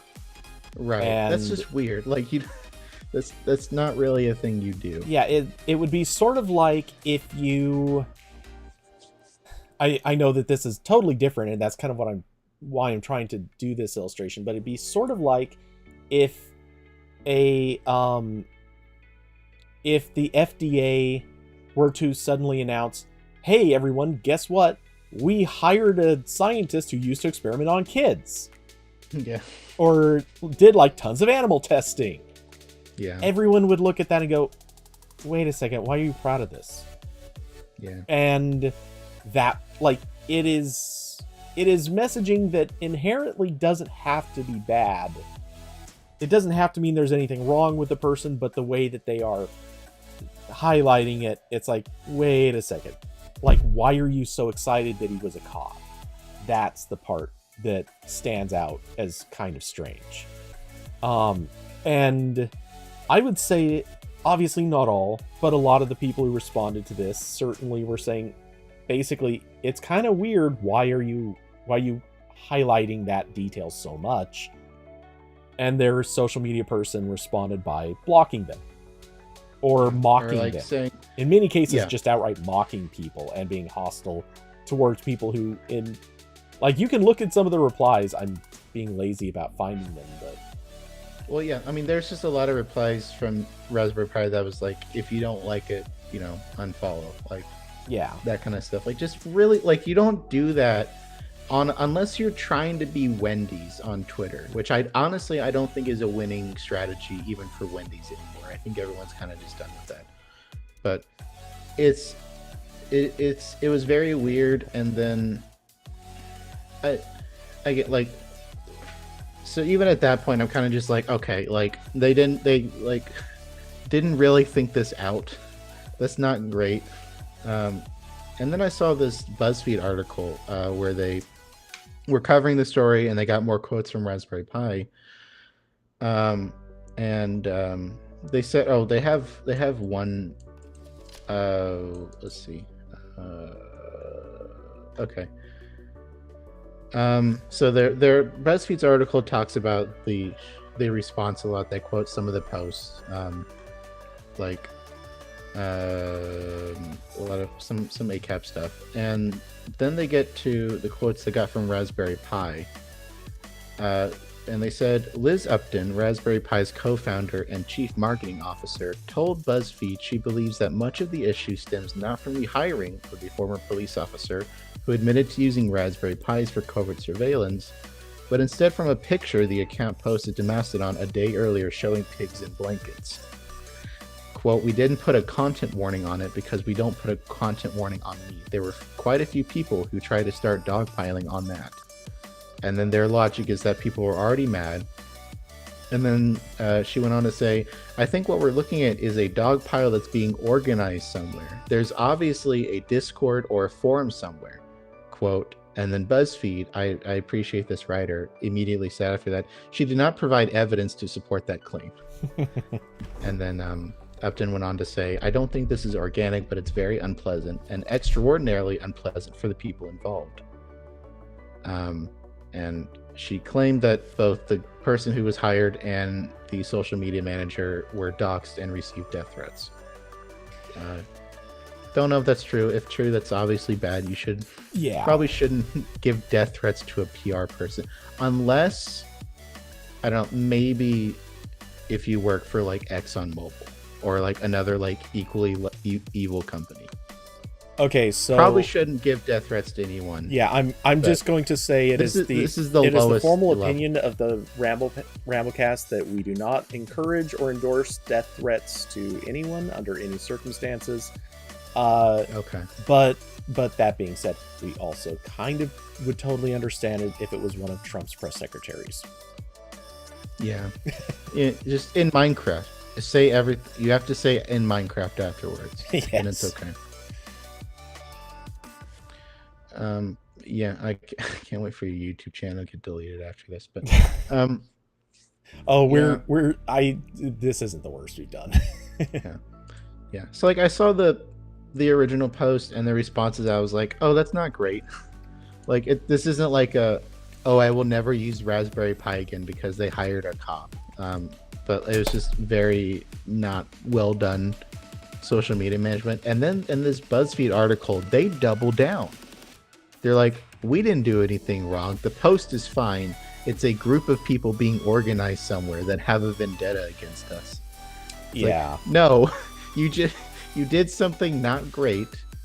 And then when people responded with mostly valid criticism, not the death threats, that's not helpful, but the actual valid criticism, you were like, oh, you're just a hater.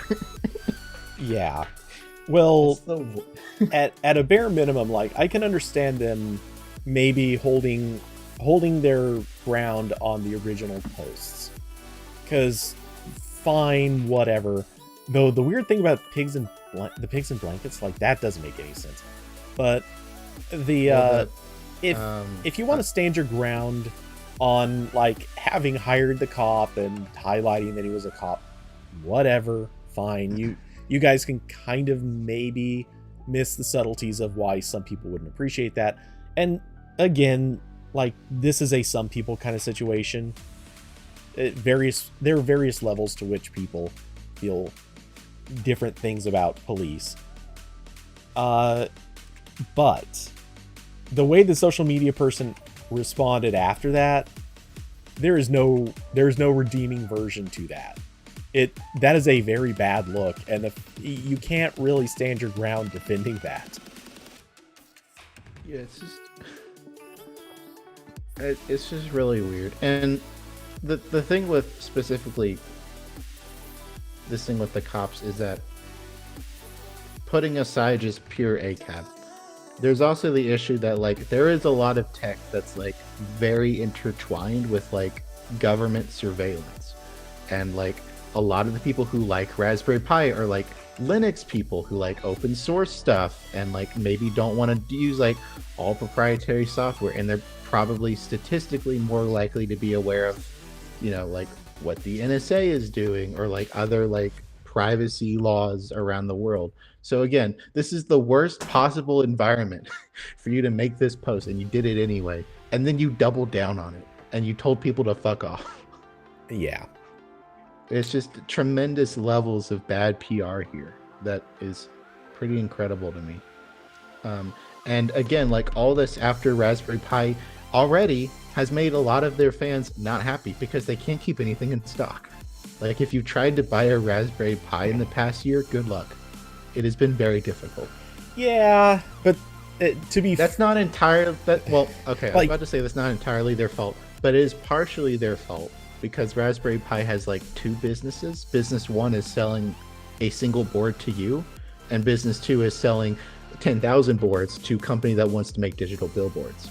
And yeah, I haven't, like, looked into this a lot. It kind of seems like they're prioritizing the other one, which the corporate I understand. thing, Yeah.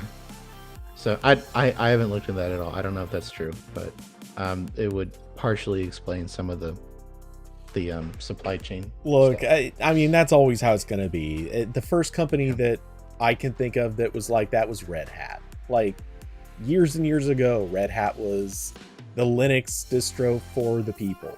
And once they started getting enough corporate customers, the people are great. We love you, but forget it. You guys, we're going to make a separate Linux distro for you guys. And we're going to be over here doing the corporate thing.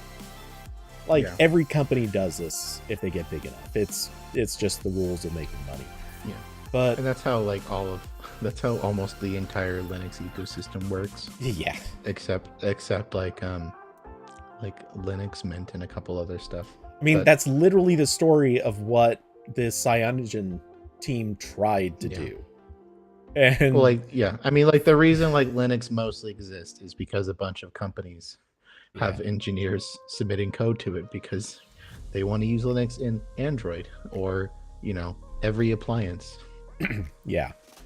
But and anyway, so it's just very, very strange decision making here. And I don't want to hate Raspberry Pi because I generally like their stuff. It's just like you have some boneheaded PR people. And also, like, I'm scrolling through this pigs in a blanket thing they mentioned that people got mad about. I don't really see any replies mad about. There's no hostile replies. Nice. No, I see it's mostly people like saying, "Oh, that's what you guys call that. We call it something different in my country." I mean, like, knowing Mastodon, I'm sure there was like a couple people who were like, "Hey, can you put a content warning on food?" But like, I don't even see a reply like that. Oh, okay, there's one. So, yeah, okay, I see like three replies out of like the 100 here. So I don't think that really qualifies as like people already being upset at something. Yeah, I mean, it's one of those Americans murder bacon, they fry. Oh, that's even okay. I saw the word murder and it's like, wait, okay, I found one. Nope, that's just a person complaining about the way we cook it. Yeah. Yeah. No, seriously, this is. Yeah, and a lot of people, pretty much everyone here, is fine with it. So it is a very weird thing to get up in arms about, or to try to pass the blame onto this. It's, we're gonna blame the vegans because somebody's mad at us for hiring a cop. Like, that's a very weird take. It turns out you can post about pigs once, but when you post about pigs again, then you get in trouble. Oh, Corbin. I hate it, but I love that. Well, posting about pigs 2 days in a row is the mistake. Yeah, that's too many pigs. You gotta split something else in there. But so it's just very weird decision making, and they're doubling down on it. Really quick, I will just throw in. We both obviously have our opinions on police. I'm not a cabber per se, and believe me, I have every reason to be. I've thought back over the years, I can't point to a single good positive experience with police, and it's not because of things I did wrong. It's not because of laws I broke. It's because I've been straight up harassed by them repeatedly, to the point that I'm pretty sure if I had been a woman in one instance, I'm pretty sure I would have actually been, we'll say attacked roadside. Yeah. I'm not going to say the key word, but we'll just say attacked roadside.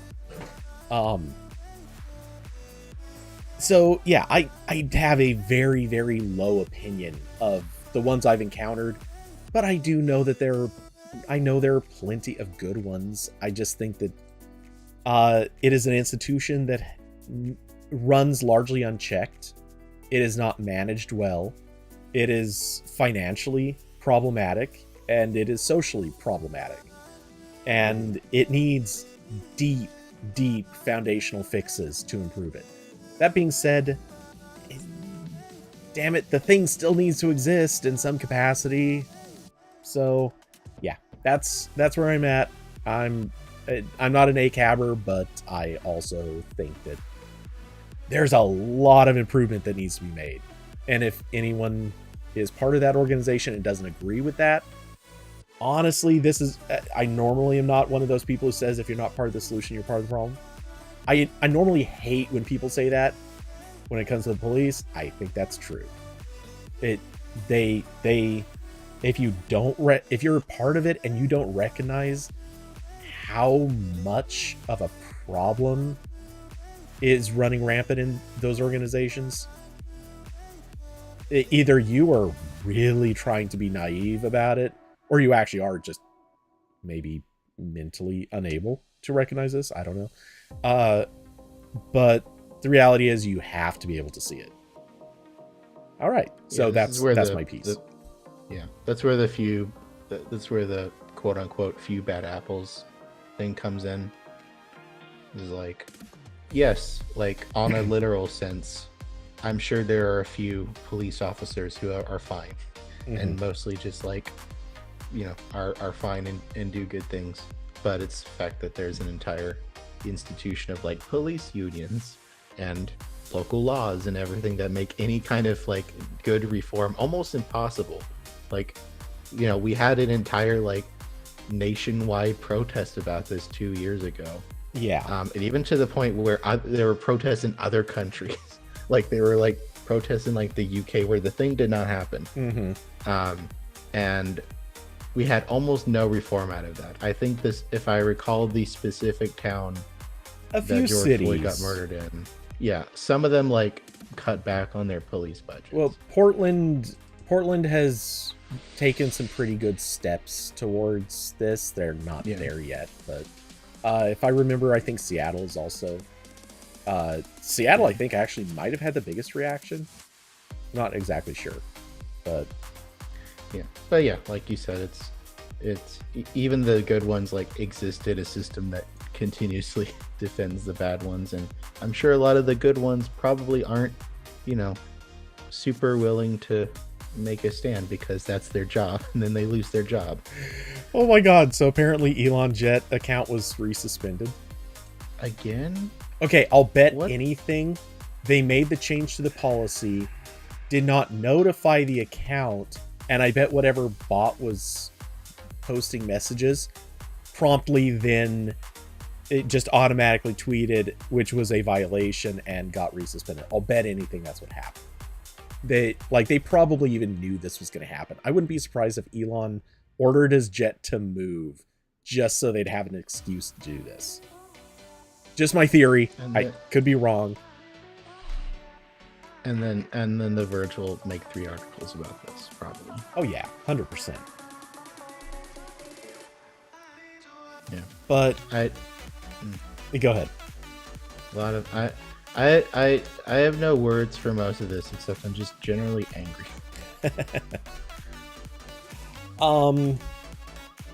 Yeah. Now I look at my Raspberry Pi on the desk with disdain. Well, if it counts for anything, it's probably not going to matter that much longer. I have a feeling Raspberry Pi as a company is going to kind of just cease to be relevant to regular people. I didn't know this until a few weeks ago, but they're trying to file for an IPO. Wow. That's optimistic. Yeah. But yeah, I have a feeling other companies are probably going to emerge to kind of replace them. At least on the it's already happened. Yeah, it's already happened. There's so many options. Like I'm actually, this is also really funny timing because a couple weeks ago I don't know if I brought up or if someone else did, and I like slightly tweaked the idea, and now I'm responsible for it of writing an article of like, if you can't find a Raspberry Pi to buy, here's some other things that could serve the same purpose. And then this happens, like, okay, well now there's maybe more reasons someone might not buy it. Yeah. It's weird when you write what is effectively a SEO article, and it like my timing is impeccable on everyone's mad. Yeah, and it magically becomes the perfect article for the moment. You're forward thinking, sir. Yeah, and like there's so many ARM, tiny PCs now. The one that like I would probably be most interested in, maybe I'll get one at some point. The company that made the Pine phone, Pine 64, they make a ton of this stuff. They have a ton of those little boards. It's really just like the thing with the Raspberry Pi. It's like the Apple of this, where like a lot of the accessories are built for this one. Like there's a lot of like, because like the Raspberry Pi has like little like data pins on it, and a lot of stuff is made for like that to connect. Yeah, to that. it's basically easy add-on boards that you can just plug and play, almost plug and play. Yeah, so there's that effect, and like of course Raspberry Pi has the most like Linux distributions and all this other stuff. So, but there's a lot of these boards. Some of them are even like x86, so you can run Windows or Linux, stuff that doesn't work on ARM. I don't know if like Docker's on ARM, Linux ARM yet, but people like that. All things considered, yeah, it's not like Raspberry Pi in and of itself is really that fundamentally special. It's a single platform that honestly, in almost every way, you can have 30 other platforms that can still allow the same software, that in many instances can even use a lot of the same add-on boards and various other things. Like most of this stuff really doesn't require many tweaks, if any at all, and it's pretty cross-compatible, which is, sort of the beauty of what Raspberry Pi created.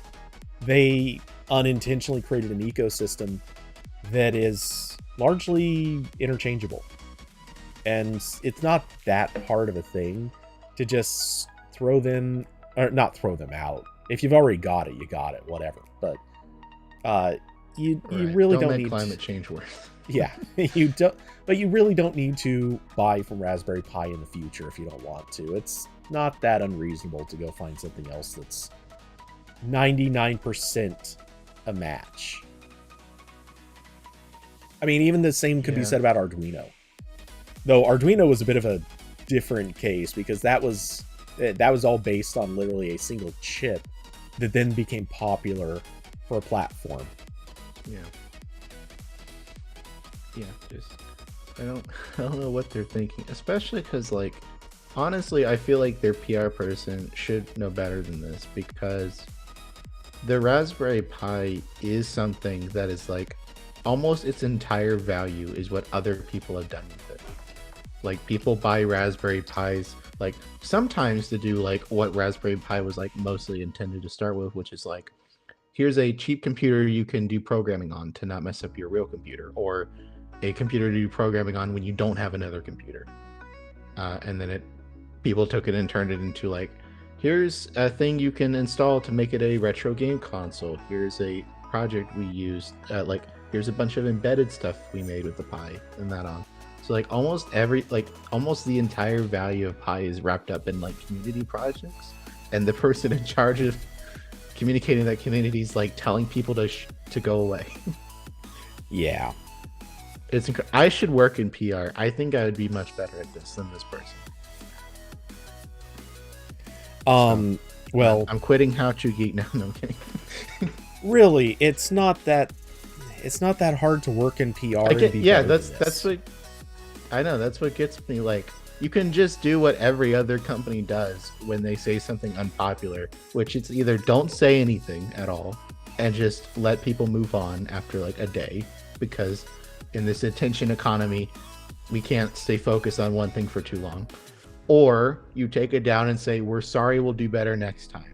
Like, almost everyone does one of those two options, and instead you double down. Yeah.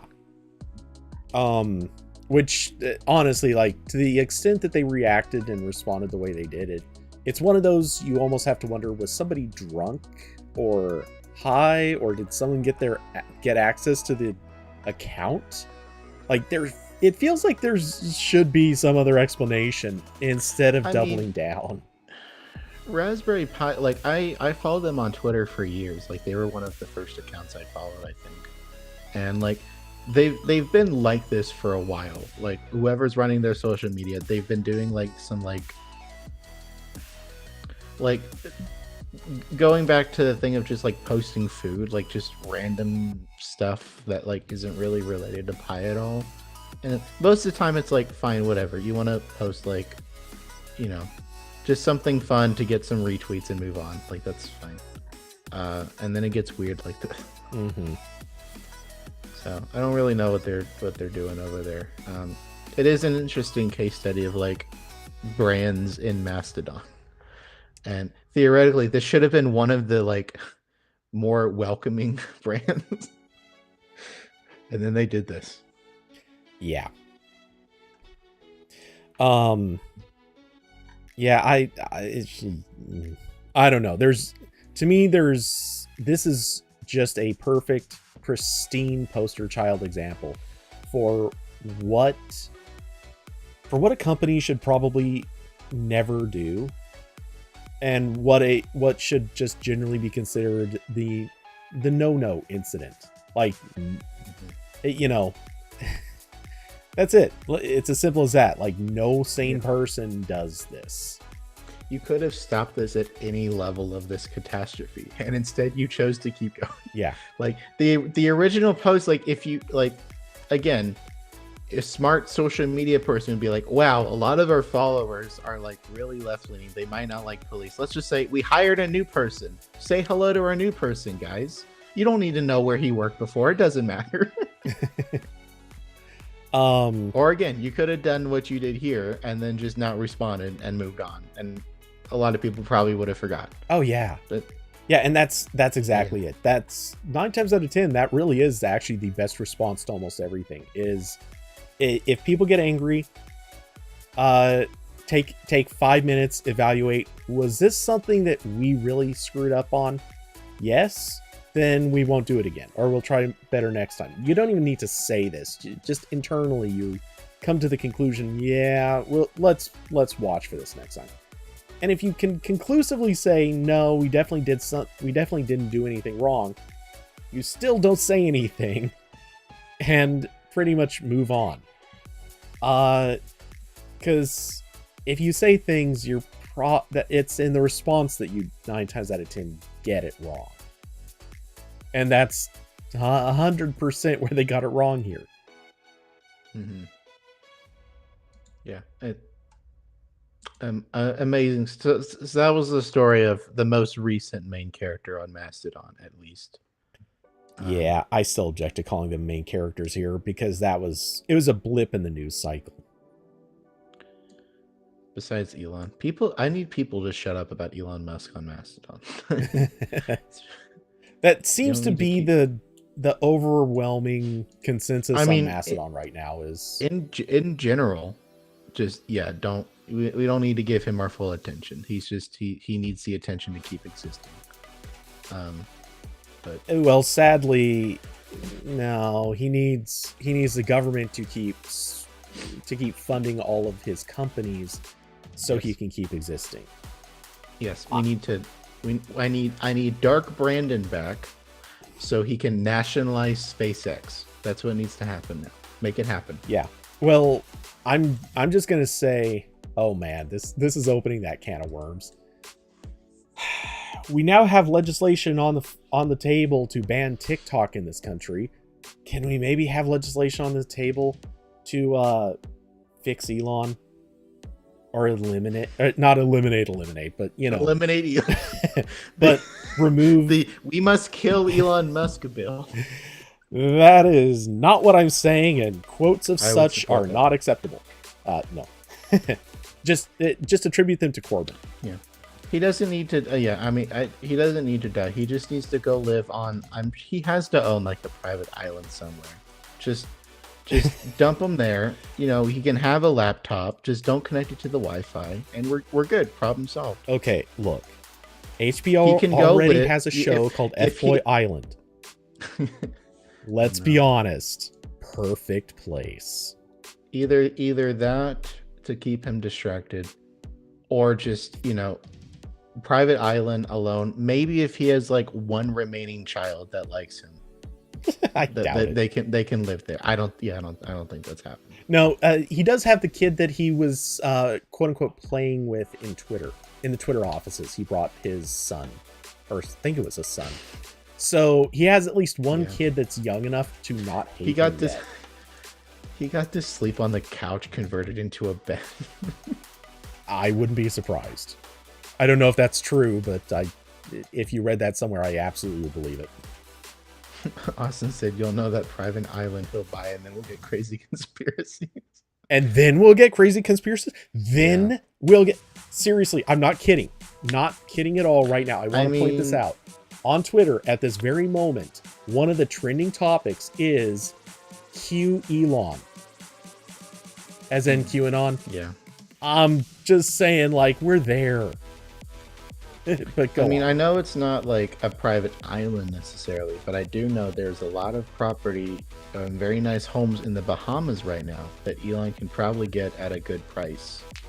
That's true. So, that's a whole other thing that's been happening. That's been fun. I'm not smart enough to comment on the legal ramifications of crypto legislation, but it's been interesting.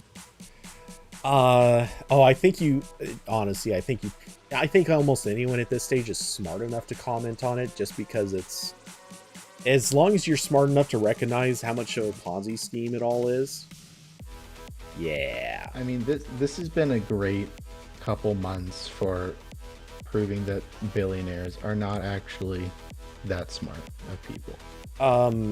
What is the name of that Twitter account that's like how's Web3 doing or whatever?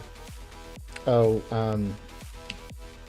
I know what you mean. It's anyway, there's a website. Web3 is going great. Yeah, Web3 is going great. That's also web3isgoinggreat.com. That's just a great website to scroll through if you just want like a brief overview of like this catastrophe. Okay, Zach has only ever posted the tweets, so I'm not sure I knew there was a website. But the mere fact that account, from what I've heard, is actually having trouble keeping up with all of the stuff that's happening. Like, there's too much for these guys to keep posting about. That is a really devastating sign about how bad things are going for this scam artistry. Yeah, I believe it's just one journalist running it. I believe so, yeah. And Yeah, it's been that's some wild stuff. And I probably need to go now. Now that I've probably got your account banned if someone at Google sees this stream.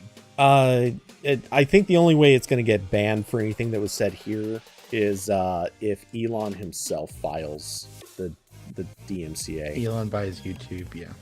No, just he'll file like 1,800 DMCAs all over literally every word that I've spoken because somebody posted them on Twitter first, and therefore that makes him the inventor of those words. I think that's how it works, right? Yeah. You could shield yourself. Just remember, after the stream, edit the title and put in brackets parody, and then you're good. Yeah. Because comedy's allowed on Twitter, right? So if it's I parody, think it's so. fine. Yeah. I'm pretty sure. So then you can do it. Oh, what a knucklehead. Well, feel free to knuckles. substitute any other word for knucklehead. Anyway, Yeah. So fine, you're taking off before we even get to make fun of the Pixel Fold renders. I know. Who knew that the Stupid. Raspberry Pi story was going to be the one that blew up? I mean, I could, I can go more into that, but I'll leave all my opinions for my Mastodon. All right. Well, take it easy, goodbye, man. Everyone. Enjoy the food gathering. I'm not sure I understand. Nice. My watch. That was really loud too. I said, how did it pick up "goodbye, everyone"? What did I say before that could have sounded like Siri? I can't even begin to imagine. Can I? Hey Siri. Okay, it does show up. I didn't know if I had that activated. Okay, well that's fun. All right, goodbye now. Later.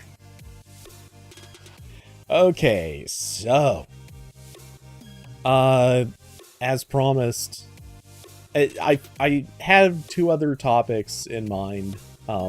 One of which is at least pretty quick, and I think the other has largely been covered on Discord, so I'm not sure how long that one will get either. But first, last week's Pixel Fold reveal, or sort of the renders of the Pixel Fold. I don't have a lot to say on this outside of the basic. The things that were shown off for this is, one, it is a very large folding phone.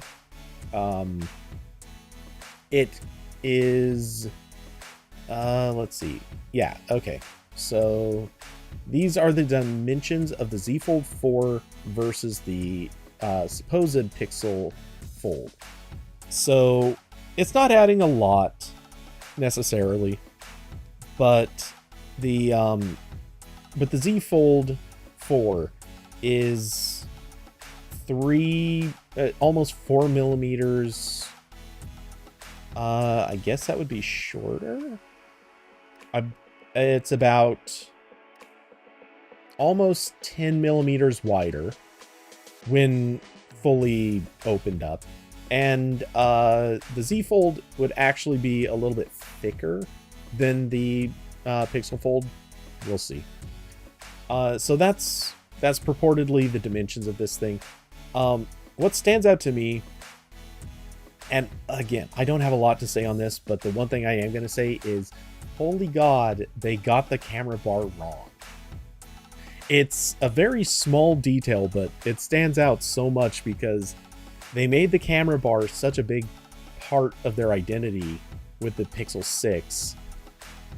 And then they changed it to put in the weird metal plate for the Pixel 7, which I still maintain I think was a very poor design decision, but hey, whatever. But the beauty of the bar has always been that it kind of melded into the edges. This one just sticks straight out the back of the phone like a big... It looks like it was bolted on. So if this ends up being the actual design decision for this phone, I'm not sure it's the way I would have gone with it. That's kind of where I'm landing here. Is it's not terrible, but it's not very good. LG is dead, they can have it now. Nice.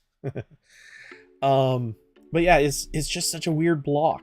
I don't know, when you look at it, it kind of resembles almost like a USB key sitting on top of a phone. If someone showed this to me, I would think, oh, like if I saw it at a distance, I would actually think, wow, that is a really skinny USB key. Or like, I guess if you're seeing it at enough of an angle, like you might think it's skinny. Otherwise, you might not even think that. Like, it just has the design aesthetic of a USB key. So, yep, I'm not really sure what to make of this. Also, I noticed it's got a speaker grill right there, which is an interesting touch for the back of the phone. I don't think that was quite the same look that you'd get out of like the Z Fold or anything like that, but hey, whatever. I don't know. Yeah, the speaker's an odd one. Maybe there's a reason for it. Maybe there's functionality. Maybe it has something to do with like wanting there to be a good speakerphone experience. Maybe it has something to do with maybe like group chatting kind of stuff. I don't know. But it's an odd choice. And I'm not, it looks like a speaker, but some part of me is wondering if maybe it's like a microphone. They put that there to be a microphone, possibly. Just because we're used to seeing this pattern and we think speaker, that doesn't mean that it is. But that would also be an odd choice for a microphone, because generally speaking, that's not, you don't have to commit that much space to one. But hey, maybe there's a reason.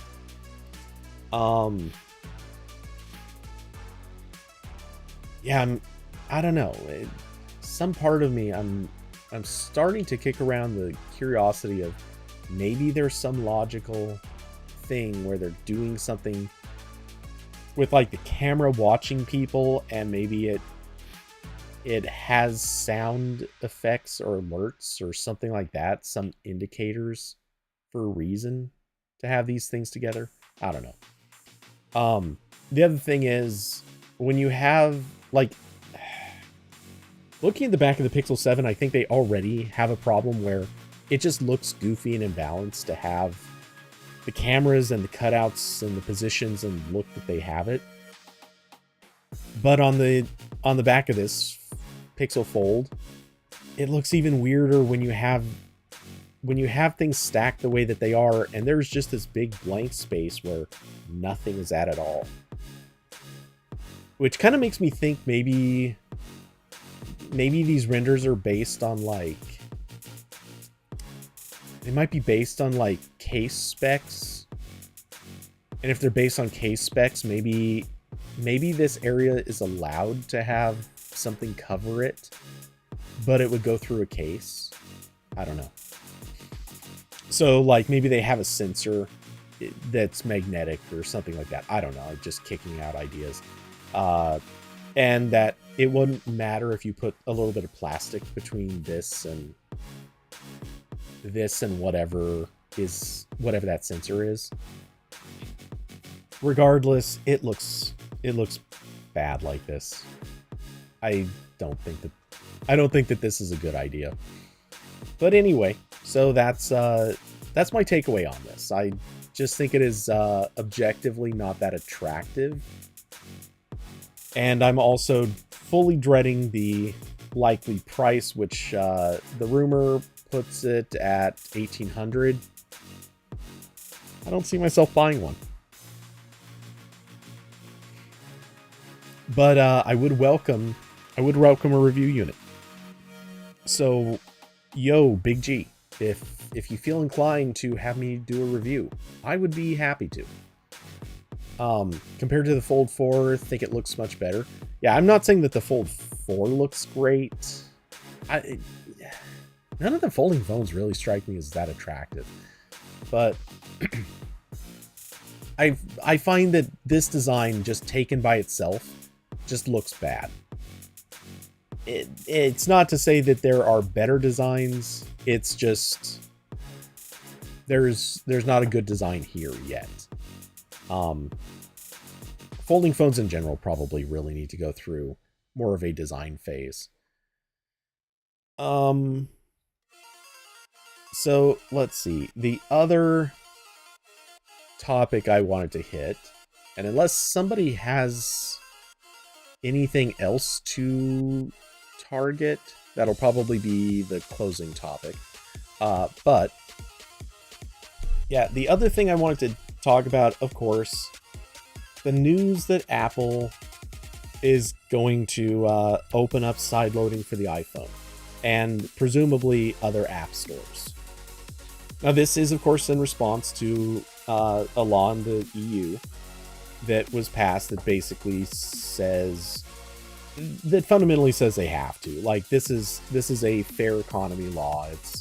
It's aimed at basically killing Apple's specific lockdown, and it's pretty justified.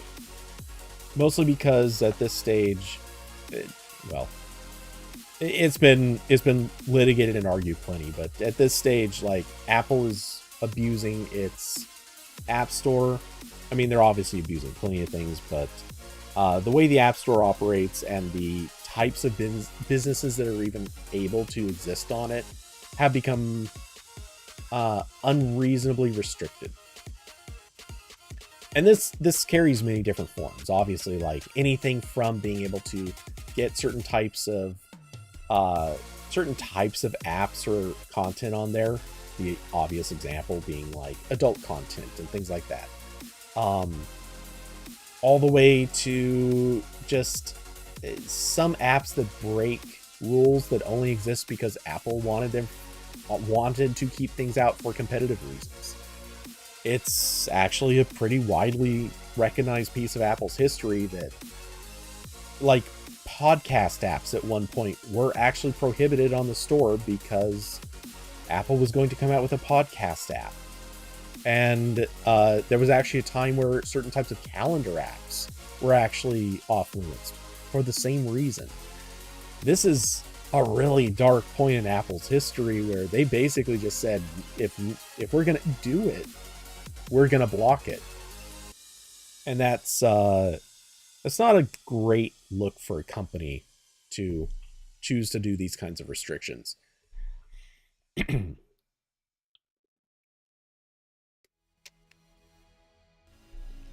But now with this new law and Apple invariably heading down the path towards some sort of relaxed restrictions that would allow for sideloading and alternate app stores and things like that. We largely kind of talked about this in Discord already, but at this stage, there are a lot of theories about how this is going to go wrong. And sorry, I didn't bother pulling up a website for it. We all saw it in Discord. Actually, I suppose I could scroll up and just find it anyway. But yeah, at this stage, one of the theories, and Corbin kind of already hit it. There's a fairly good likelihood that Apple is going to keep this as a sort of just in Europe, you'll be able to effectively unlock your phone and sideload to it. And this would somehow not be available anywhere else, I guess. And I think that's one of those things, it would very quickly be hacked. So even if it is geographically limited, the mere fact that it will be supported in any context, it's not going to be hard to get your phone unlocked for sideloading. I can imagine a lot of different ways that they might try to do this, like requiring a European SIM card, or, well, I guess not a SIM card, they won't have those. But maybe whatever kind of sim. They might try to link it with that, or they might try to link it to who knows, they might even require GPS data, which again, there are sneaky ways you can kind of fake that and get around almost anything. So my hunch is this is one of those things that I don't think that they're going to try to lock it down to Europe. They could, but I'm just feeling that that's not going to be a thing yet. What I'm more worried about is the restrictions that they'll place on it anyway. I think for public perception, they're going to make this a worldwide thing.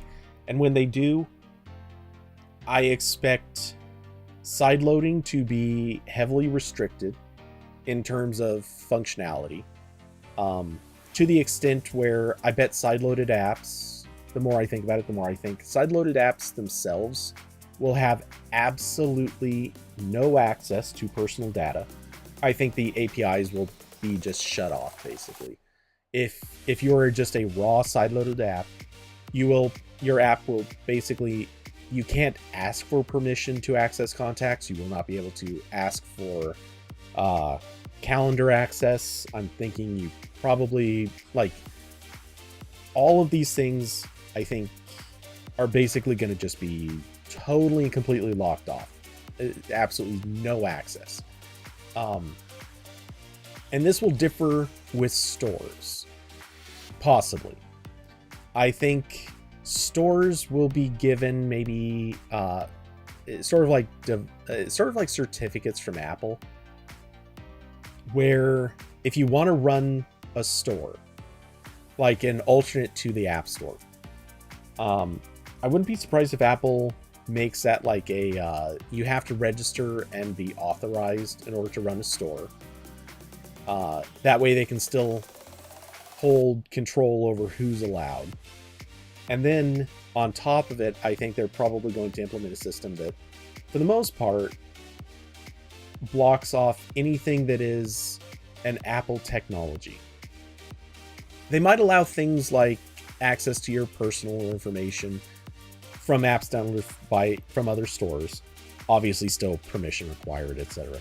But I have a feeling that they're going to still lock down things like, and I mentioned this in Discord, I think they're going to lock down their AR and VR technologies. I think they're going to lock down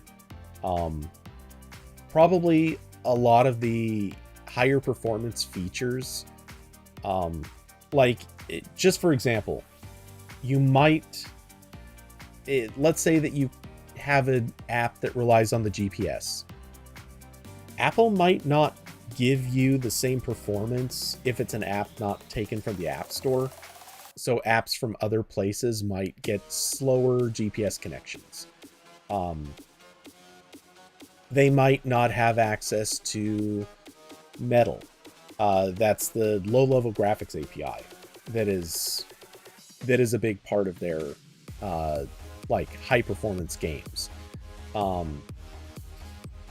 could see them putting a ton of restrictions just all across the board. So at the end of the day, you might still be able to get plenty of apps from other stores, but I wouldn't expect them to have features. They will not get iCloud. They will not get full access to everything. They're almost certainly going to be very, very deeply cut off from pretty much everything. That's my expectation. I could be wrong, obviously. There's lots of room here, but Apple has a history of doing things just like this.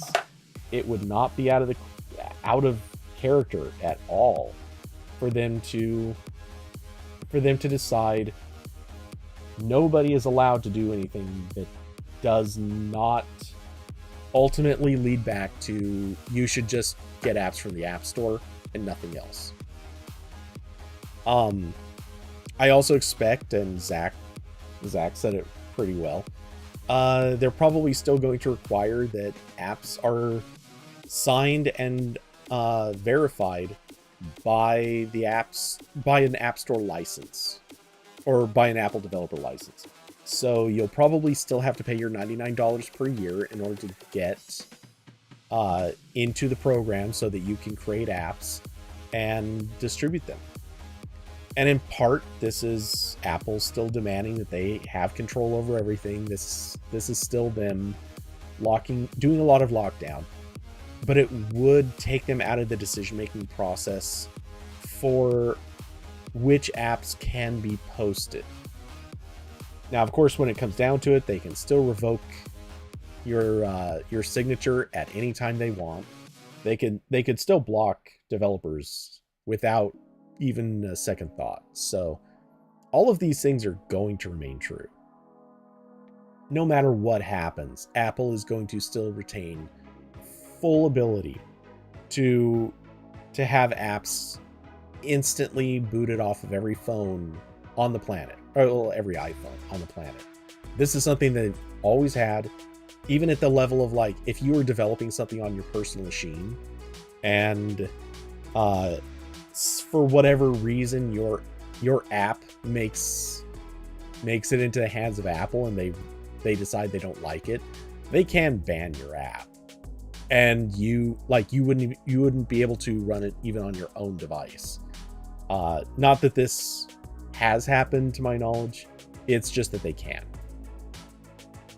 So I wouldn't have high expectations here, is what I'm kind of saying. I don't think that we're about to see a sudden turnaround where Apple becomes the good guy and decides that it's okay. They're just going to let people start doing what they want with their phones. But it is interesting. And I do think that there as much as I'm criticizing this and calling out what is very, very likely to be a very flimsy situation, I do think that there is validity to this. This will be interesting, and it's going to allow a lot of people to do things that weren't previously an option. And it'll put to bed some of the stupidity of things like Apple's 30% app tax. It won't perfectly put it to bed because there's still going to be issues with like the $100 per year pricing and stuff like that. I have a feeling that that's one day going to come back up as an issue, but we'll see. So yeah, that's pretty much where I land on this. I don't feel like there's much hope for Apple to do this without ruining it, is I guess the best way to put it. There somehow, some way, Apple's going to ruin this.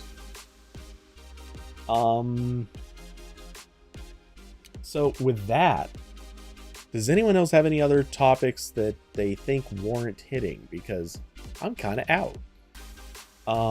In the meantime, let's see. This weekend should be pretty much a normal stream. I believe Carson said he wasn't going to be around this weekend, or probably wouldn't be. Fusion. Give me context, because I doubt you're talking about DaVinci Resolve Fusion. And I'm not thinking of what else there is. Though, it did occur to me, well, I mean, I said it in Discord, but I just want to re-highlight oh wait, did I say it in our Discord? Or I'm quickly scrolling back to see. I don't think I did. Okay. Really quick, just because this needs to be made fun of. I think this was on the Tesla account. Let's see.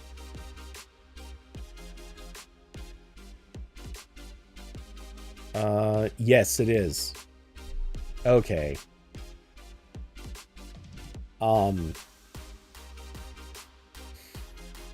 So yeah, here we go.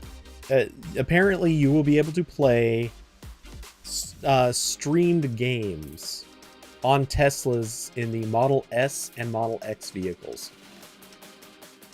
What stood out to me so perfectly is, or sorry, Steam, not Stream. Steam games. You're going to be able to play Steam games on here. Now, what stood out to me is that they decided to highlight this using Cyberpunk, a game famous for its terrible driving controls.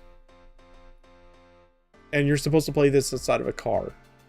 I'm just saying, what the absolute crap were they thinking? Could they have not picked any other game?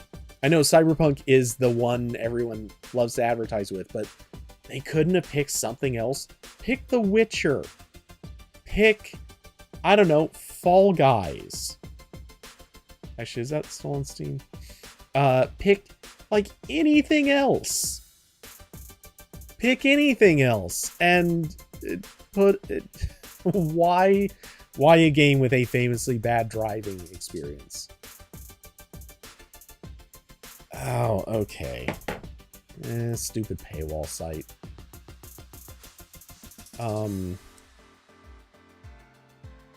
Okay. Paywall disabling technology in effect. There we go. So, yeah. All right. I did hear about this. I didn't read too many of the details, but so they did manage to break the infamous like more energy in than out barrier for fusion. Actually, I believe technically this was a net zero, or did they actually accomplish higher? I don't remember. So yeah, unfortunately I didn't get the details of this, but it is, scientifically speaking, a huge breakthrough. Basically, the beauty of it is, this is, they've managed to develop a way to get at least equal amounts. It's net energy gain. Okay. So they basically are pumping in more energy into nuclear fusion than they are, or sorry, they're getting more out of a nuclear fusion than they are putting in, which historically has not really been a thing. In fact, there was literally a movie, well, there have been dozens of movies made about this, but very classically, The Saint with Val Kilmer, which was 1996, 7, 6, something like that.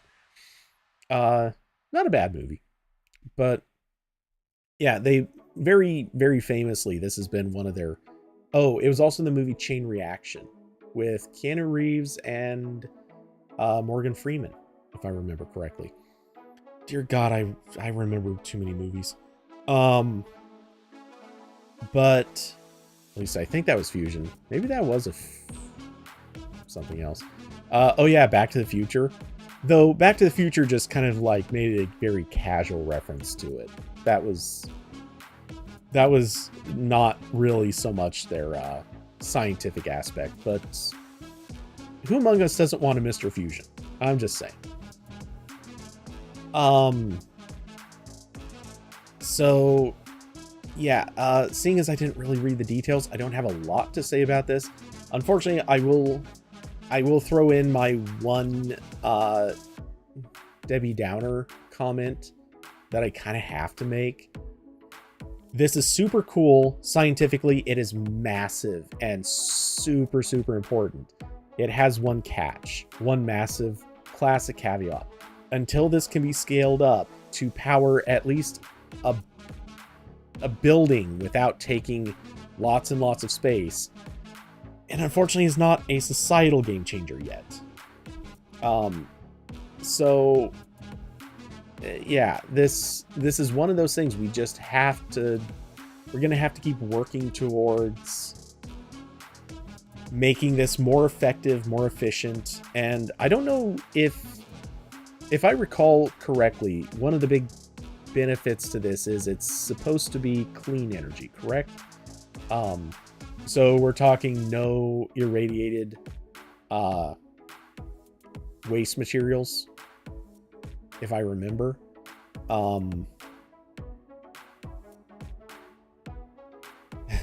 In a brief moment lasting less than 100 trillionths of a second, 2.05 megajoules of energy, roughly the equivalent of a pound of TNT, bombarded the hydrogen pellet, outflowed a flood of neutron particles at the product of fusion, which carried about 3 megajoules of energy, a factor of 1.5 in energy gain. That is actually pretty good.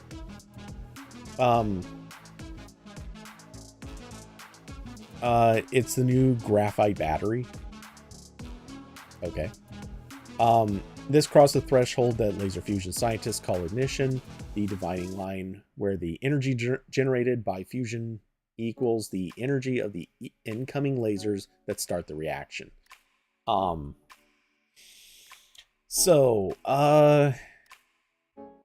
Again, let's see how.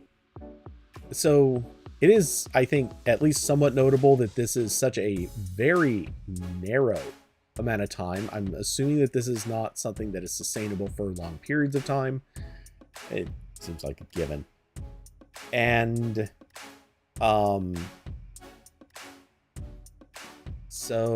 and this was done with lasers.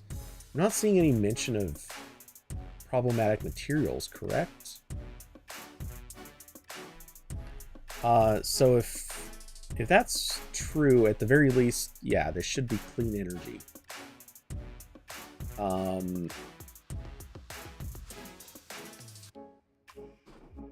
And how scalable? I'm assuming you read this, so you're probably more aware of this than I am. How scalable is this at this stage? Like, how large of a facility are we talking about in order to produce a usable amount of electricity?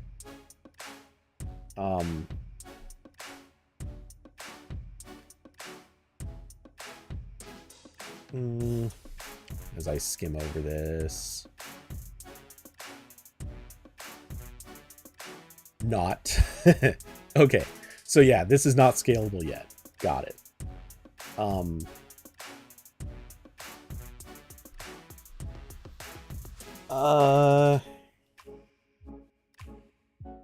So, okay, the spherical pellet of hydrogen was not squeezed evenly, and some of the hydrogen essentially squirted out the side and did not reach fusion temperatures, which I take to mean this is still not as efficient as they want it to be, or could make it. It's like the university invents new graphite battery that will change the world. Yeah, okay. I get what you're saying, yeah. Yeah, this is so early. It's the we'd love to see something in 10 years kind of a thing. And hey, that's still science, that's still progress. If we can feasibly get something like this going in a much shorter period of time, who knows, maybe we can actually sort of start saving the planet a little bit better.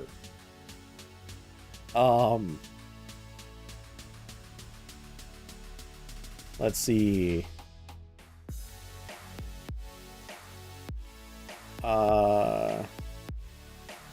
Okay, as I'm skimming past this, I see the main purpose of the National Ignition Facility is to conduct experiments to help the United States maintain its nuclear weapons.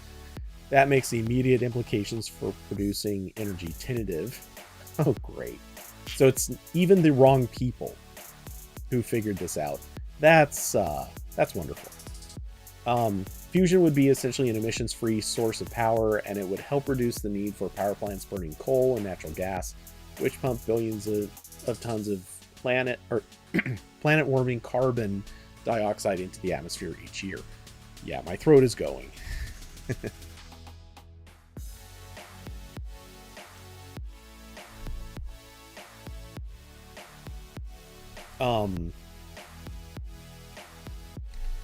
Let's see. So, probably decades. Yay. So, I might not even live to see this. We might not even live to see this. Actually, the planet may not even live to see this. Hope they write it down and tell people how they got here, because once the planet has died and reformed several times over, maybe someone will come along and realize, oh hey, this is a neat trick. We can use this to not destroy our planet this time. Let's see. I think not 5 decades, which is what we used to say. I think it's moving in the foreground, and probably with concerted effort and investment, a few decades of research on the underlying technologies could put us in a position to build a power plant. Oh, wonderful. Most climate scientists and policymakers say that to achieve that goal of limiting warming to 2 degrees Celsius, or the even more ambitious target of 1.5 degrees Celsius of warming, the world must reach net zero emissions by 2050. Yeah, good luck with that. We're doing great there. Absolutely wonderful. Fusion efforts to date have primarily used donut-shaped reactors known as tokamaks. Within the reactors, I'm probably pronouncing that super wrong. Within the reactors, hydrogen gas is heated to temperatures hot enough that the electrons are stripped away from the hydrogen nuclei, creating what is known as a plasma. Clouds of positively charged nuclei and negatively charged electrons. Magnetic fields trap the plasma within the donut shape, and the nuclei fuse together, releasing energy in the form of neutrons flying outward. So yeah, this is pretty neat. It's really neat. It's cool that they accomplished this. I mean, it is actually like legitimately exciting, but at the same time, sadly, this is that thing where it doesn't solve our problems yet, and it's a long way away from solving the problems. But on the plus side, breaking that barrier does change the landscape, which is important. So we have something to work on. And in reality, I'm just going to say this, even though it was our lab and it's a weapons lab that figured this out, now that they've basically said, yo, everyone, we know it's possible and we've proven it's possible. The beauty of that is we can now have, there are going to be a lot of other scientists who very quickly move on this. And that's going to happen around the world. It's not just going to be happening in one lab. It's probably not going to be just happening in one lab within the US. Like, there are going to be a lot of places that rush to start working on this. It's the famous thing about I can't think of the name of the runner, or for that matter, the time, but there was that famous thing about everyone believed it was impossible to beat I think it was a 4-minute mile or 5-minute mile. Whatever it was. Anyway, everyone said it was impossible until somebody did. And as soon as one person did it, it just took one person. Within the next couple of years, all of a sudden, there were dozens of people just doing it. Like, the theory was there was just a mental block that was preventing anyone from getting there. Now, the fact that it's been proven it's possible, this is going to change the game. This will put so much research going towards basically not just replicating, but probably exceeding what this laboratory has done. And in all likelihood, I think we're going to be hearing about some progress within, I don't know. I'd be shocked if we didn't hear somebody at least replicated this within the next 2 years. And once someone has replicated it, I would be shocked if we don't see much faster progress than what they're predicting. Would this necessarily speed up the existence of a power plant? Doubtful. I don't want to say doubtful. It will. But it may not necessarily lead to us having a live power plant anytime in the immediate future.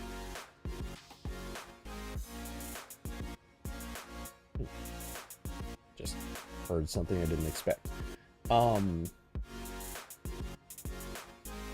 Let's see. What the hell is...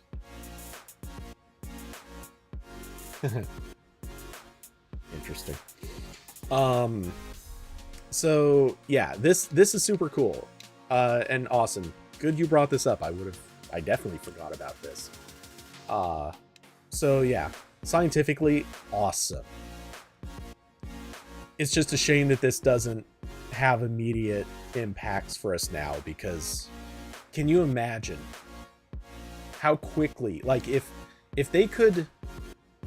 this happened right now and they could just come right out and say, yes, we could start building a power plant in, say, 3 to 5 years. Just hypothetically. They have to do more. Obviously, there'd be let's do more testing. Let's confirm that this is sustainable. We need to do this and we need to do that in order to get there. If they could turn around and just genuinely say, yeah, we are, China probably has a replica lab already built. I actually would not doubt that. But yeah, if they could turn around and say we could start building our first plant in 3 to 5 years, I can picture it right now.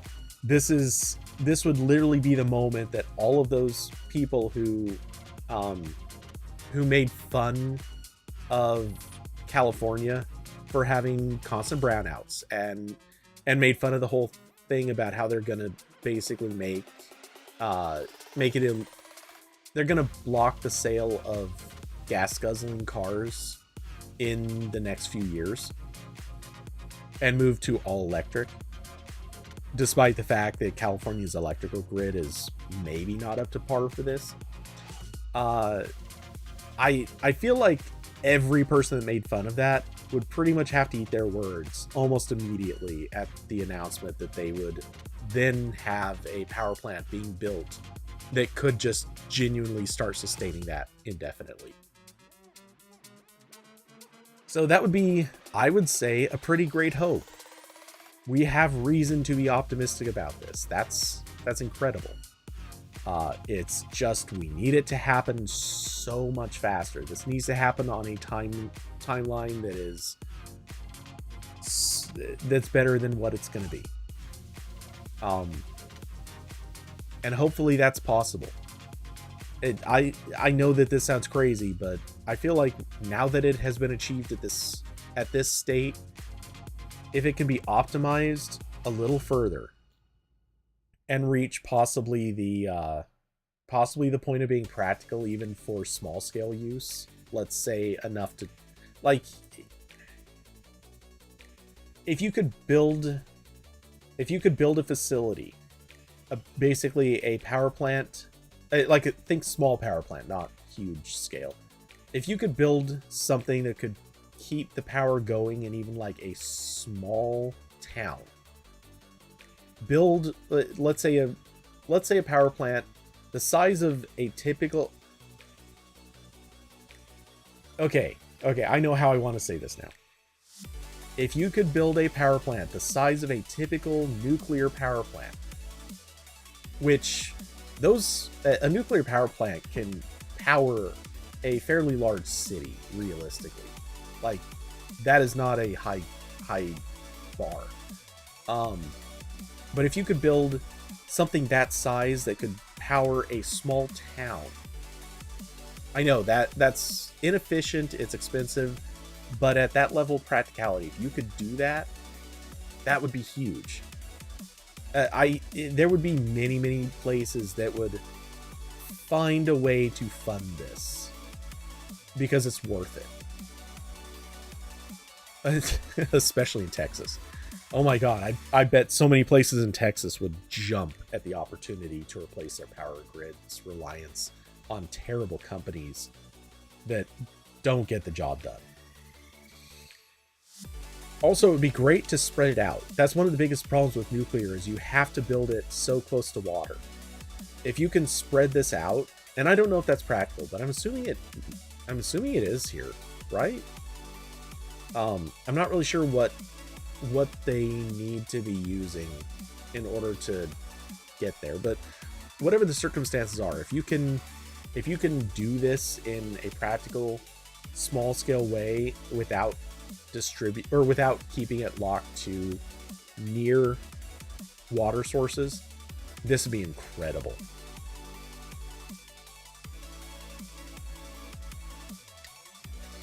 But that, I think, is the most I have to say on this. So yeah, if there are any other topics, feel free to throw them in as I spout this stuff. But yeah, I believe Carson won't be around, but I should be gaming this weekend in all likelihood.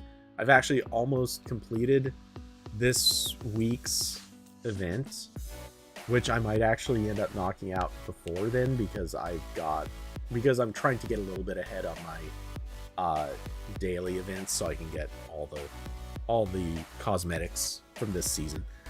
But yeah, I should be gaming. I in all likelihood will also do, I know I've been promising this or saying it for a while, but I'm probably actually going to do a photo edit stream that is very much me goofing around with Affinity Photo and trying to learn it properly. But I'm trying to cull the images first, which I have been spending a lot of time looking into apps for culling images. In case anyone doesn't quite follow that word, culling just means going through all the images, picking out the ones to keep and the ones to throw away. And hunting for apps that are good for culling is weirdly difficult. I kind of thought it would be easier.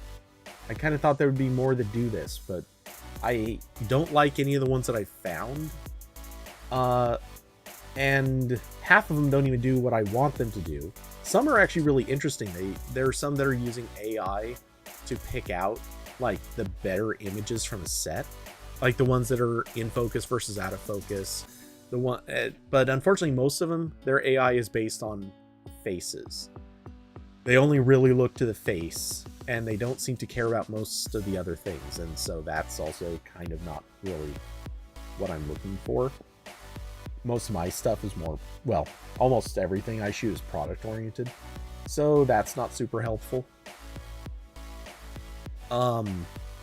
Yeah, this is yeah, there's a lot I'm looking into. Haven't really found a good answer to all of it yet. But yeah, there will likely be a photo stream somewhere in the next few days.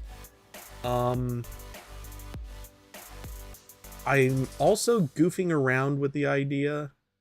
I don't know if I'm going to do this, but I'm toying with the idea of maybe even doing some programming streams.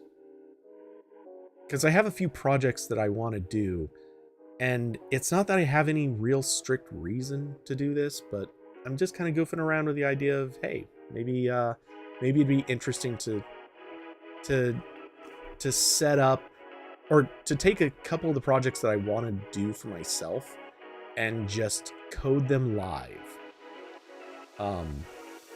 We'll see. I'm not a big fan of live coding. I've never been very good at it. As in, like, peer coding is typically more the term that, or, well, there are a lot of terms for this. Tag team coding also comes up sometimes, but yeah, I've never been particularly great at this because I think at a different speed than I talk. And so I would have to either slow down or stop and focus on things from time to time. But yeah, it is kind of tempting. So, and plus it would be for like the first thing that I want to do, and I mentioned this on the game streams over the weekend, largely because David brought up that he's been working on the Python class and had to do a little bit of SQL. I've kind of been toying with the idea of moving the tools that I've written for the movie post into, or upgrading them so that they make use of a SQL database, which It's not necessary, but it would actually give me some interesting potential control over that and actually improve those tools a lot, or at least open up the possibility for improving them. Which is kind of ironic because I will probably not get to use them after a relatively short time from now, hopefully. But hey, it could be, it would be a nice, it'd be a nice thing to do just for practice and interest and stuff like that. Anyway, and Austin, I see you say you watched that. Good. Maybe I'll do. And if nothing else, it gives me an excuse to practice some things I haven't had any reason to do in a while. It's weird how much I have not had an excuse to write SQL in way too long. So that would be kind of nice. Anyway, with that, I think it is time for me to make my exit. Thank you all for coming by, hanging out, being part of the conversation, chatting with me, keeping this conversation going. If you don't already, which I assume the people here do, so this is kind of just saying the repeat, but if you'd like to support the channel, there are links down below to Patreon, Streamlabs, and Cash App. May I also recommend checking out Public if you would like to trade stocks. These things are a thing. And I have a referral link down there, which gets you and me $3 worth of whatever stock. That's a thing. So with that, I hope you all have an excellent rest of your week. We are getting into the second half of December, which means news is going to be, holy God, so nothing burger, if there ever was any. So I'm just guessing. I have a feeling the next week is probably going to be actually next week is just right before Christmas. But yeah, my hunch is next week is probably going to be basically no news, all babbling, I think. Hopefully, because that'll make it more fun, I think. Oh, hey, I forgot to transition my view anyway. So yeah, we shall see. That maybe I'll come up with something fun for next week. I'm not sure what, but it'd be nice to try. But yeah, with that, I will figure it out. And if anyone has any suggestions, by all means, feel free to mention them in the chat room. Probably the RambleCast room, just to keep it somewhat organized, I guess. But with that, I'm out of here. I will talk to you all either this weekend or next week. And good night, everybody.